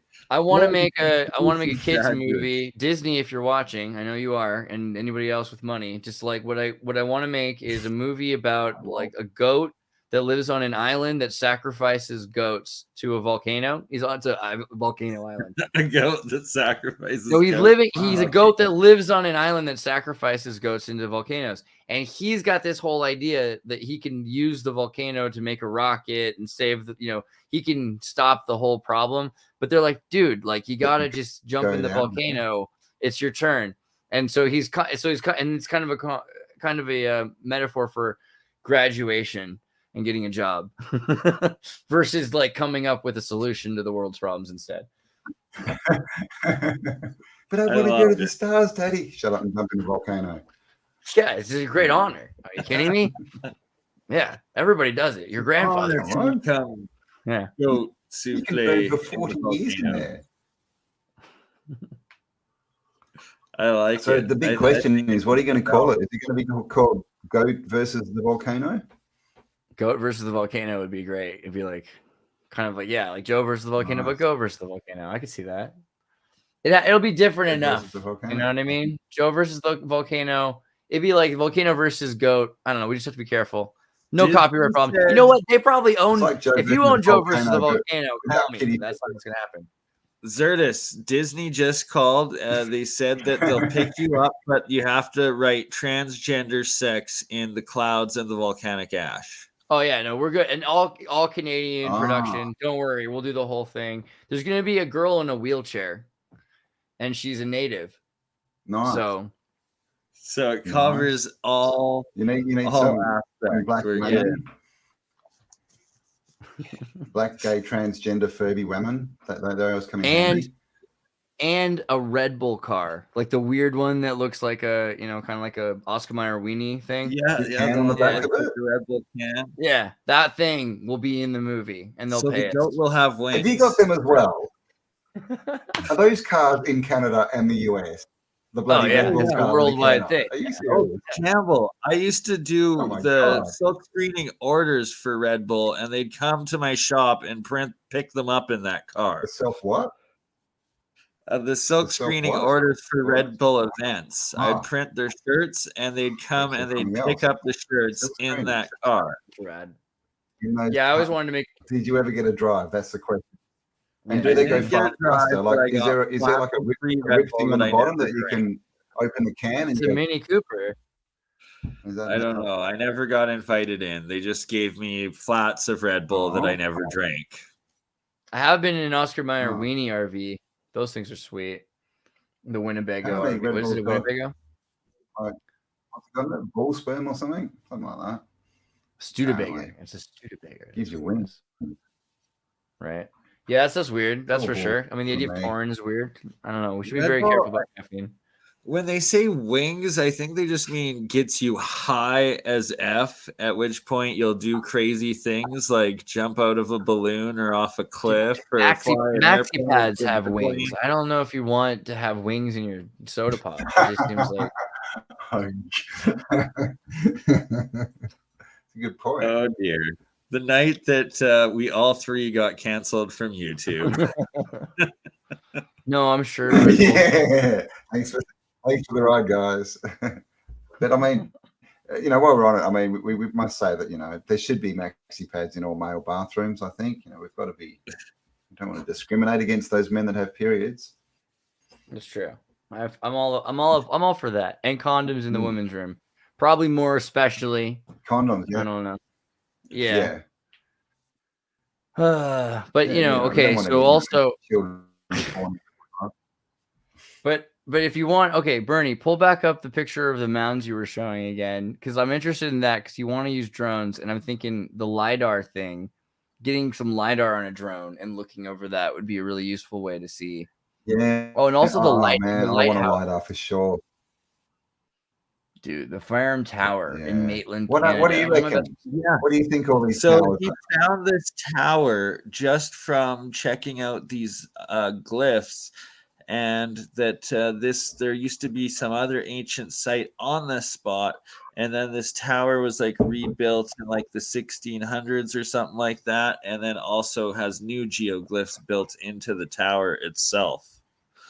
So it's like they reuse this geoglyphology science in the modern times. And so there's people that are well aware of it in the powers that be, and they're still building with it today, yet they sell us this fake story that we're only a couple thousand years old, when in fact they know that all of these ancient sites are real, and that they're using this geoglyphology science that no longer, or they claim doesn't exist, but it's built into all the architecture of even today. But yeah, LiDAR would be so badass for this, because then we could actually see if there's tunnels underneath these hills and what look like buildings or man-made structures, I guess I should say. Definitely got to get a LiDAR, man. In Australia, it'd be perfect because everything's buried. And that there's one out. Have you seen the star out in? I think it's Arizona. Is it? It's out like in the middle of nowhere. Well, actually, in the middle of nowhere, but next to a military base, of course. Yeah, remember that one there, and like that wall we found, the Tartaria wall as well. Like all these ones that are just only just there. I think I've got it marked. Okay. I think. I need to look. God. Hang on. Oh, it's so creepy, that Church of Bones. Oh, yeah. I know, right? Oh, that's what we need. Good old LiDAR drone.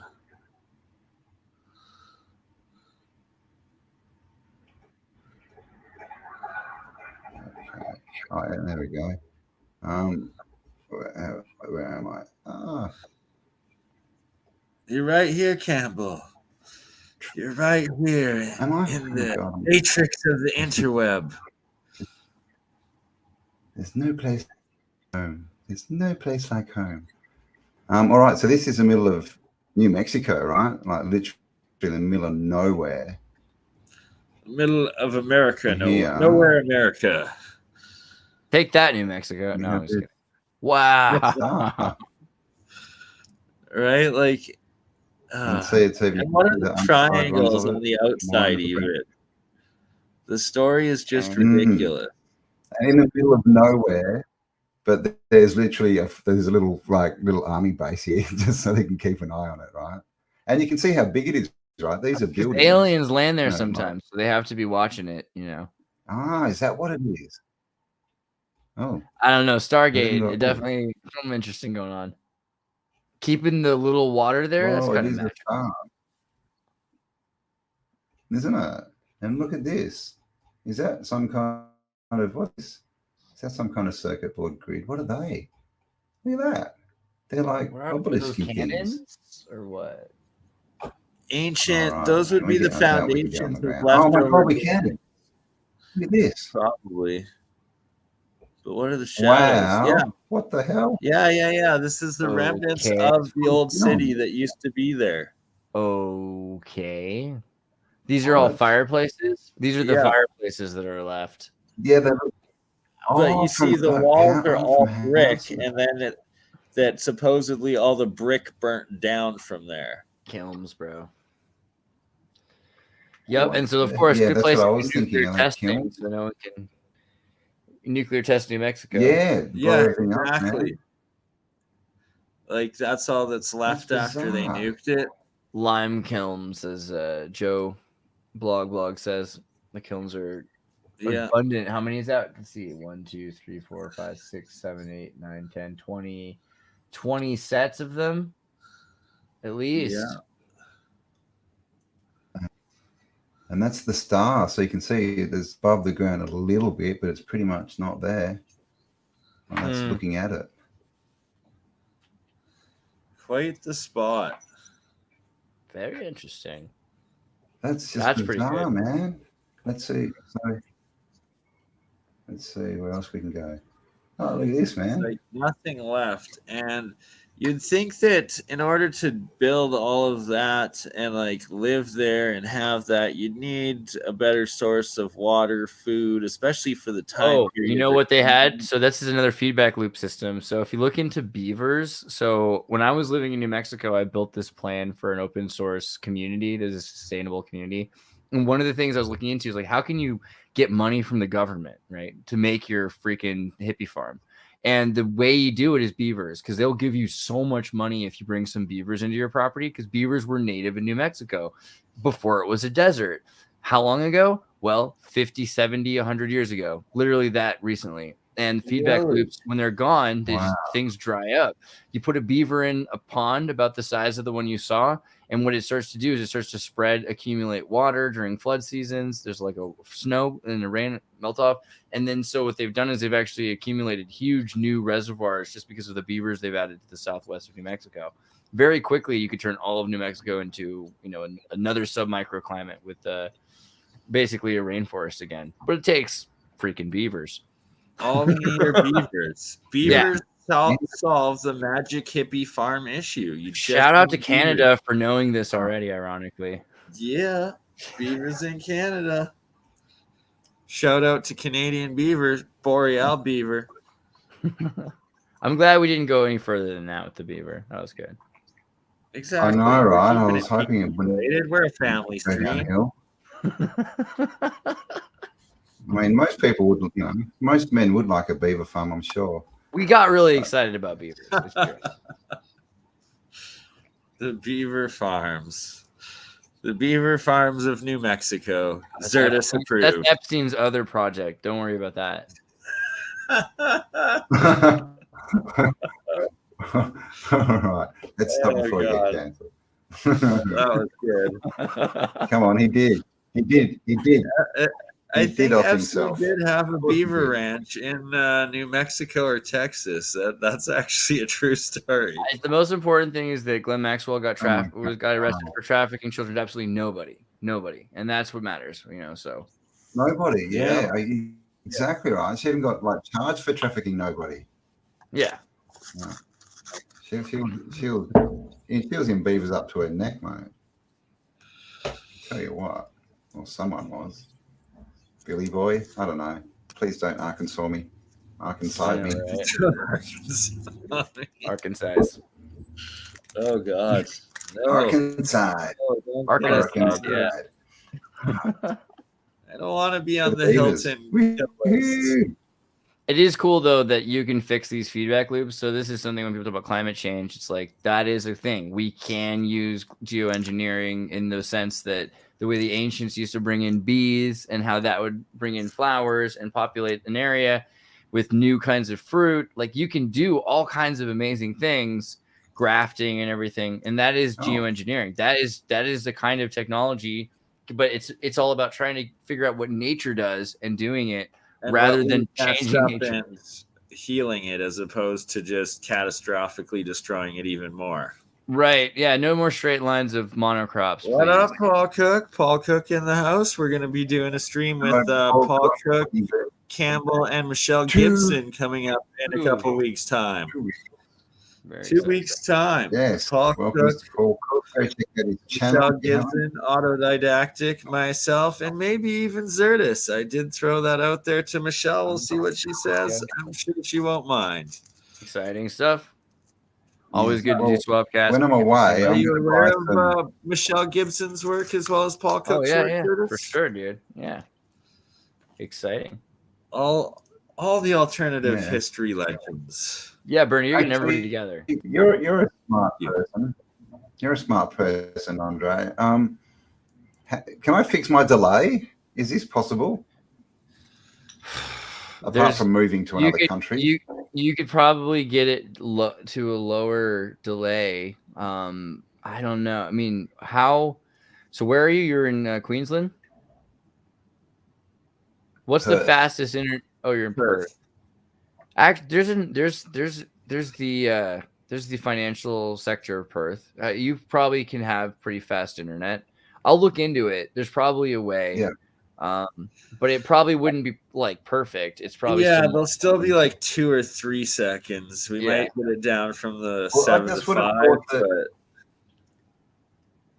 isn't there? You would have thought there's some kind of program where it delays everything and fixes up the delay. I mean, I guess that would end up being a bigger delay. It wouldn't really work because then it wouldn't really work. It would for other people. Maybe but for us it would still, but it could fix it better for the overall video. What we have to do is like so in TV. In TV, you have like a thing you do. So like for instance, my eyebrow. So I'll this is when my eyebrow blinks, then you start speaking in 5 seconds. Okay, so now you just start to speak. Ready? That was the. If you start speaking as that happens, that's how they do it in TV. You have a thing. Now we are officially Illuminati confirmed. We're winking at each other. It's Illuminati. You'll see it happen on TV. They're like, oh my God. Yeah, that's right. But look, they're counting for 3 seconds. Whereas if there's no delay, then you know they're in the same freaking building. Which is also yeah. Like, I'm talking to my roving reporter in Russia, and there's absolutely no delay. Yeah. I mean, it's entertainment. Right? Because you work for CNN, so you know you have all the answers. I don't know if I know all the tricks, but I know at least a few. Illuminati confirmed again. I'm surrounded by the Illuminatis, man. I'll tell you what. I left though. I went to South America and looked up there after. I didn't last. Oh, the way things, that was 2015. I left early 2015. I was at 2014, 2015. I was there. And after Flight 370, it was like, ooh, this is gonna get weird. And then they said that they wanted me to delete one of the things that the tweets we posted, but we couldn't really delete everyone's copy of it. And I was like, you guys can't own the whole internet. And then that was when they kind of freaked out because they realized that they were just a small station. They weren't like 60% of TV like they were with Turner. They were like a few stations of the internet. Oh, because on social media when it was all turning. Okay. So that was kind of, and that you could really feel the energy go into YouTube, into Disney, and because Disney money and CNN, like these companies all have similar. The same money in the back, and then they can move it back and forth. So like at the time, Al Gore was on the board of Disney, Google, Apple, and I forget Qualcomm or something like that. Like he was on everybody's board at the same time. And it's like, don't you think that's like kind of like insider information trading between these companies? And then they're like, no, because he's freaking a vampire. It's Al Gore. Like, what do you want? Like he can man. He does what he wants, buddy. Yeah. Just don't. He's a daywalker. I know. That guy, like, so that's the thing. Like, people talk about Al Gore. He's like, well, I invented the internet, and everyone's like, shut up, Al Gore. He's like, oh, okay. But the thing is, he kind of did invent the internet. Like, if you look at, and he didn't really, because Tim Berners-Lee. But if you really think about it, ARPANET into Tim Berners-Lee through Steve Jobs' Next app, only possible because ARPANET was open to the public by Al Gore. Al Gore literally did declassify the internet and made it, and not to say this is the greatest thing in the world or something like that, but maybe that is an important thing to understand about the internet. It was intentionally released by Al Gore, and that is kind of terrifying. So everything we think, the internet's this great thing. There's always been other alternatives to it in terms of the peer-to-peer, and we're not on the internet right now. It's important to remember we're on the Googleplex, which is very different. The intranet, we're inside of the intranet, not bouncing back and forth. Really big. Well, we're also on Twitch, Twitter, Facebook. So we're on the Metascam. But I mean the servers, right? The so Twitter scam. We're on the Twitching scam.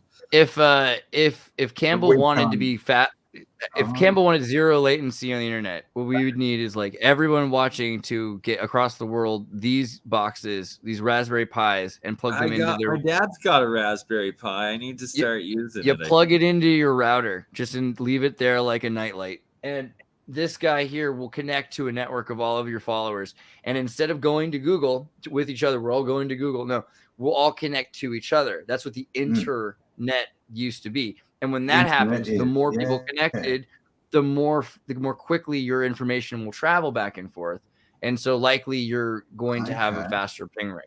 I mean, it's not going to be perfect because it's still a huge distance to travel, but you should be able to increase it to about like you should be at 1 second ping if you had a perfect system. So to finally address Stellium 7's question, the topic is next time we all get together with Stellium 7. Yeah, the topic is when we're going to get together with Mike from Stellium 7.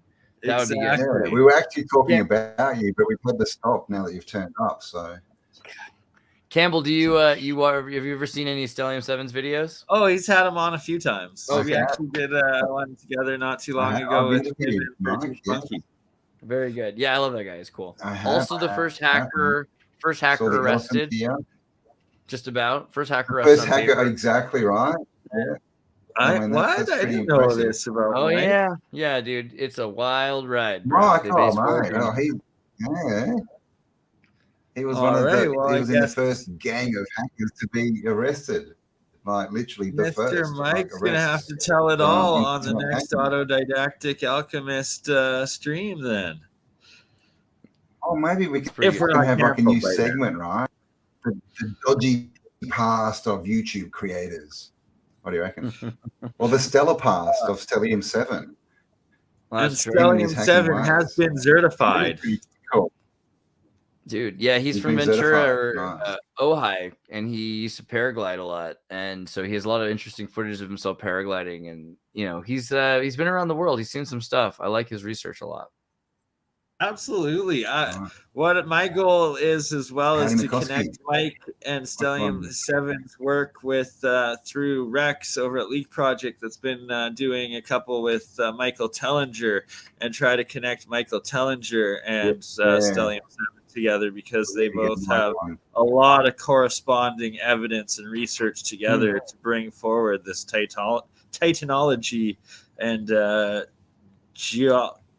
biogeology. Is that how you call it, Mike? Biogeology? Something like that.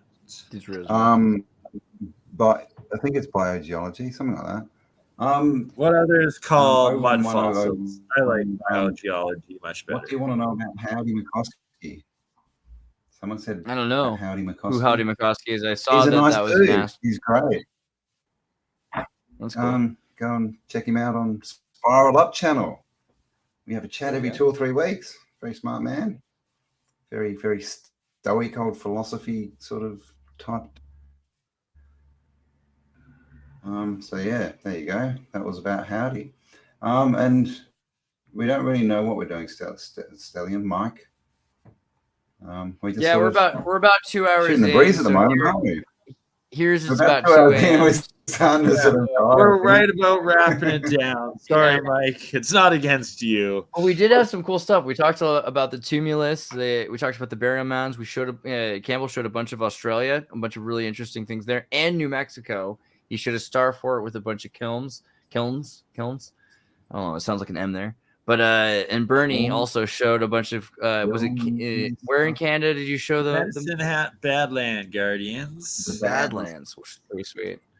And we're talking about getting LiDAR somehow figured out. I got to connect BurnEye with this professor in Canada who does LiDAR stuff, and hopefully he'll be interested in this stuff more. That would be awesome. We can LiDAR this site. You have to dress as a cowboy. We will find some things. Like if we dig up a head like this under this guy, imagine how earth-changing that would be. Or if we found a scroll like this from the LiDAR under this guy, find the the tomb or the tunnels underneath them, that would change history forever. So change my life. I'll become the next Joseph Smith. That'd be great. And so I'll also now post the link for everybody that wants to check it out. This is the Ferrum Foundation website, and you can look into the research yourselves. CJDV, look into Island Diego. Oh, yes. So I can tell you, I'm 99% sure. Look into Diego Garcia. Yeah, Diego Garcia. You got it. That is where MH370 ended up. Diego Garcia, without a shadow of a doubt. There's huge intel that shows that that's the island. Also, in unrelated news, the space plane just spent 910 days in orbit and just landed. Diego Garcia. But nothing to do. There's no reason to look into the space plane. So okay, nice. Don't look into the space plane. Could a black hole be?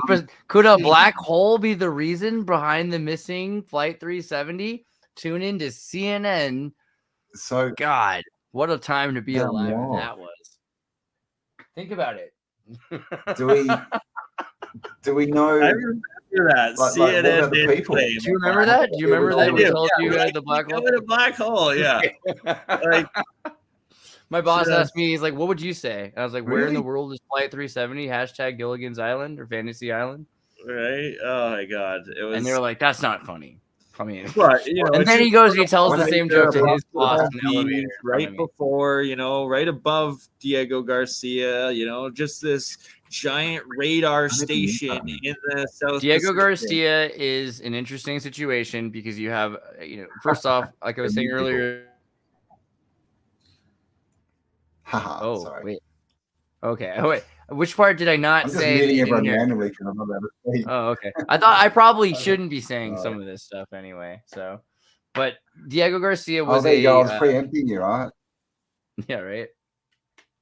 Plasma's pretty based, man. I don't know. I do believe in radio. I believe video killed the radio star, but I still think it's there. It's like the video created a radio black sun that's still kind of sucking up all the light.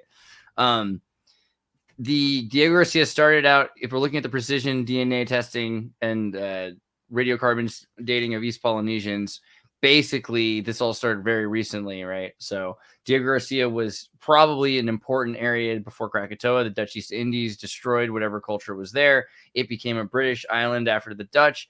I think the Spanish, then the Dutch, and then the British. And then the British rent it to the CIA. The CIA used it for all sorts of interesting things. There's several islands around there also that are inhabited that have crazy stories with the Rockefellers visiting as well.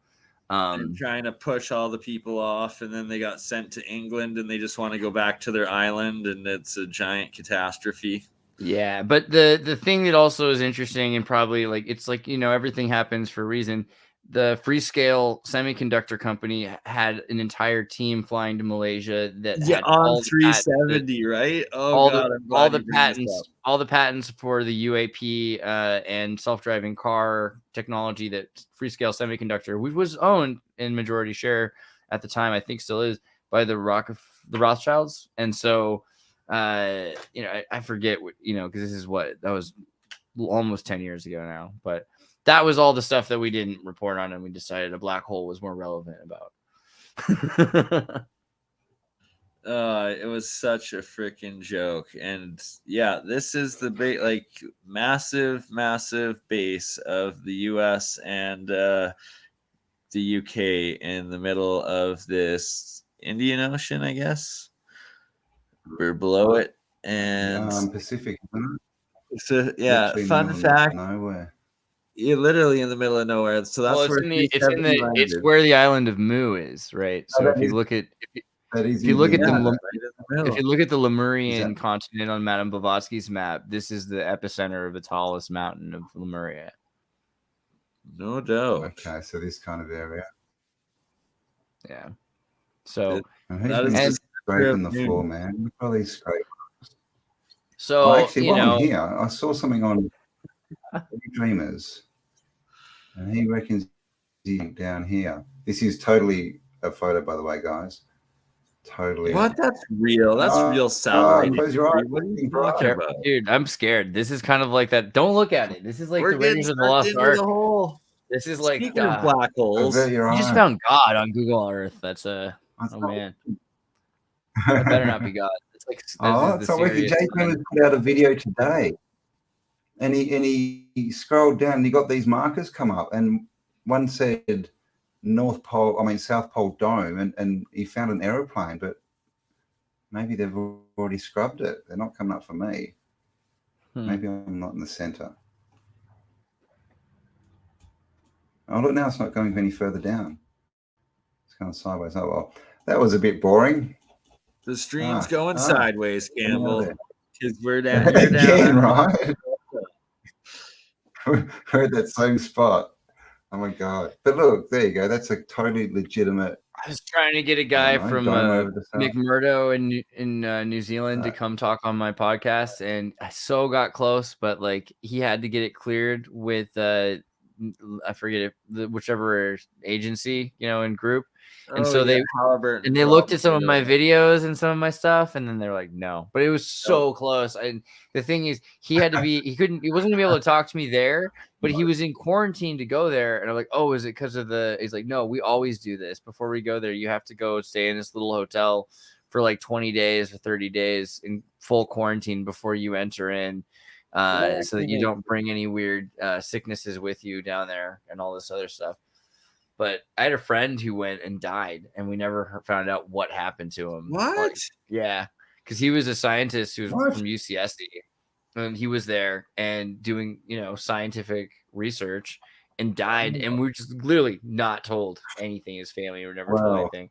This is like 10 years ago now. So I just never went. I've had opportunities to go. I just was like, I think I'll stick with Ushuaia. I'll go right to the tip of South Argentina. And I'll just look, but I don't really want to. Just the idea of the whole being in McMurdo. Also, Chris, on us, didn't you? Tim's brother Chris. He was in the army, and so he used to go do deliveries for the army to McMurdo base. And the kinds of things they would go down there, grab a bunch of trash to bring back out because they can't leave their trash there. But they would bring condoms. A lot of stuff that they'd bring tons of condoms. It's like, this is crazy. Like thousands and thousands of condoms to bring to McMurdo base. And it's just, basically. What base? McMurdo. Oh, Murdo. It's the big U.S. base on it. Because they don't want any penguins getting pregnant down there. Sailors get a little bit lonely. Here's Mick. I'm just wondering, is that where the grades come and to restock, before they do all their, well, McMurdo Station is freaking weird. This is McMurdo Station. You can clearly see some underground open places there, and it's at the foot of a freaking mountain, or what we might think of as Titan's tumuli. Right. And then they've got these things here. And of course, they say nuclear Antarctica. And then so my buddy guy, he's saying, no, absolutely not. Very much we've gotten rid of nuclear powered Antarctica. But then they're like, all these articles talking about secret nuclear research going on in Antarctica. But there's like a treaty since 1990 something to stop it. They probably obey the treaties. Yeah. But anybody who flies near there disappears. There's all if you look at Antarctica accidents, deadliest disasters. Well, you know what? They're all plane crashes that just get vaporized, right? The 61 Wilkes Station plane crash, the 86 Philippi Glacier plane crash. Where's the one from New Zealand? Air Flight New Zealand 901 is the one that's pretty famous. There's a documentary about it. They finally let them go collect pieces of the plane because they're not allowed to litter. So they had to go figure out. It just basically disappeared, right? This is supposed to have been, they just crashed the plane, of course, because maybe they hit the side of a mountain. A pyramid mountain. But yeah, and this is a terrible disaster. People died because I don't know what the story was. Were they supposed to go? Were they flying? Why they flew over Antarctica, but they shan't do it again. 237 passengers. I don't know if you're familiar with the whole room 237 thing, but there's kind of a Kubrick thing going on here. Room 237, The Shining 237. Not saying that there's anything to that, but sometimes in news when you see numbers, like, you're like, okay, I don't know. Pretty strange situation, but that's just one of many. So I mean, you got to be really careful around the whole idea of going there. Sounds like they have a lot of sex or weird parties. Yeah, someone's definitely having a lot of sex with something, and not for procreation. Knowing these scientists from California and the East Coast, they could very well be furries. And it's cold. Very well be furries. Oh my. Well, all right, we're 2 hours deep. But, I think yeah. Oh, go ahead. You're falling asleep. Yes. Okay. Let me bring people into your. With us. Hope you enjoyed it. Yes, bring people to my channel. Everyone come to my channel. Let me present my screen to show your channel. Hold on, there we go. Boom. Autodidactic right here. You can go check out his videos here, but check this out. Totally different story for the lives. And that's how they're splitting you up now. So make sure you click on the lives because he does a lot of awesome live talks. And you're going to want to definitely get subscribed. I agree. On the bell, and make sure that you get every video that comes out as it comes out. Like every video. Please and thank you. That's awesome. I went up to my channel like 2 days ago and I'm like, where's my live stream? What the hell? Have they deleted it? Where's my live? And it took me like an hour to find out. So annoying. I'm like, so freaking annoying. Yeah, but it's kind of cool because, you know, then videos are videos and lives are lives. And so I'll get used to that too. Yeah, but it's good. I agree. It's two different audiences. It means I have to learn how to edit now. Yeah, and we'll get you doing that with Caden Live. You do. So if you don't edit, then I recommend downloading Caden Live because it's a free editing piece of software that's pretty good. Open source, runs on any system. Yeah, it's great. It's the same as like Premiere, basically. It has the same features. I highly recommend Caden Live. And yeah, if you are watching this from Autodidactic from Cambell's channel, I am the ranting madman, Andreas Xirtus, and you can subscribe to my videos there. And make sure you do, because there's all sorts of awesome ones you do. You literally are on every day with your different weekly shows that are sweet. And I'm happy to be part of 2 of them, being on McCanada every Thursday and our True Science series we're now doing together. Did you call MK Canada McCanada? That is the most Canada. That's the most Scottish thing I've ever heard. Yeah, I mean, I've got a theme here, and it's exposure. You know what I'm saying? We're just trying to expose the things that are going on. So. The MK Canada. And not the kind of exposure that giving golden arches subliminal messaging. I should just do videos of girls on trampolines, but for me, it's more interesting to have bank economy collapsing and FTX stocks and, you know, Aleister Crowley's birthday with Hillary Clinton. Your name. You can change your name to anything with cam in it and join me on OnlyCams. It's always there, you know. There you go. The offer's there, mate. The Camtinuum. I like it. I like the idea. There you go. I mean, I don't like it that much. Calm down, but it's not bad. I mean, oh, come on. And because we all know alchemy is cool. Everyone for being here. Make sure you go. Yeah, subscribe to Crypto Alchemist, Andreas Xirtus, and me if you're on another channel. And we'll be back. I'll be back in 2 weeks, and no doubt the other boys will be on your screen as well. And I love you all. Stay amazing and awesome, and we'll talk to you all on the next upload or live. Much love. Bernie. Okay. Bye for now.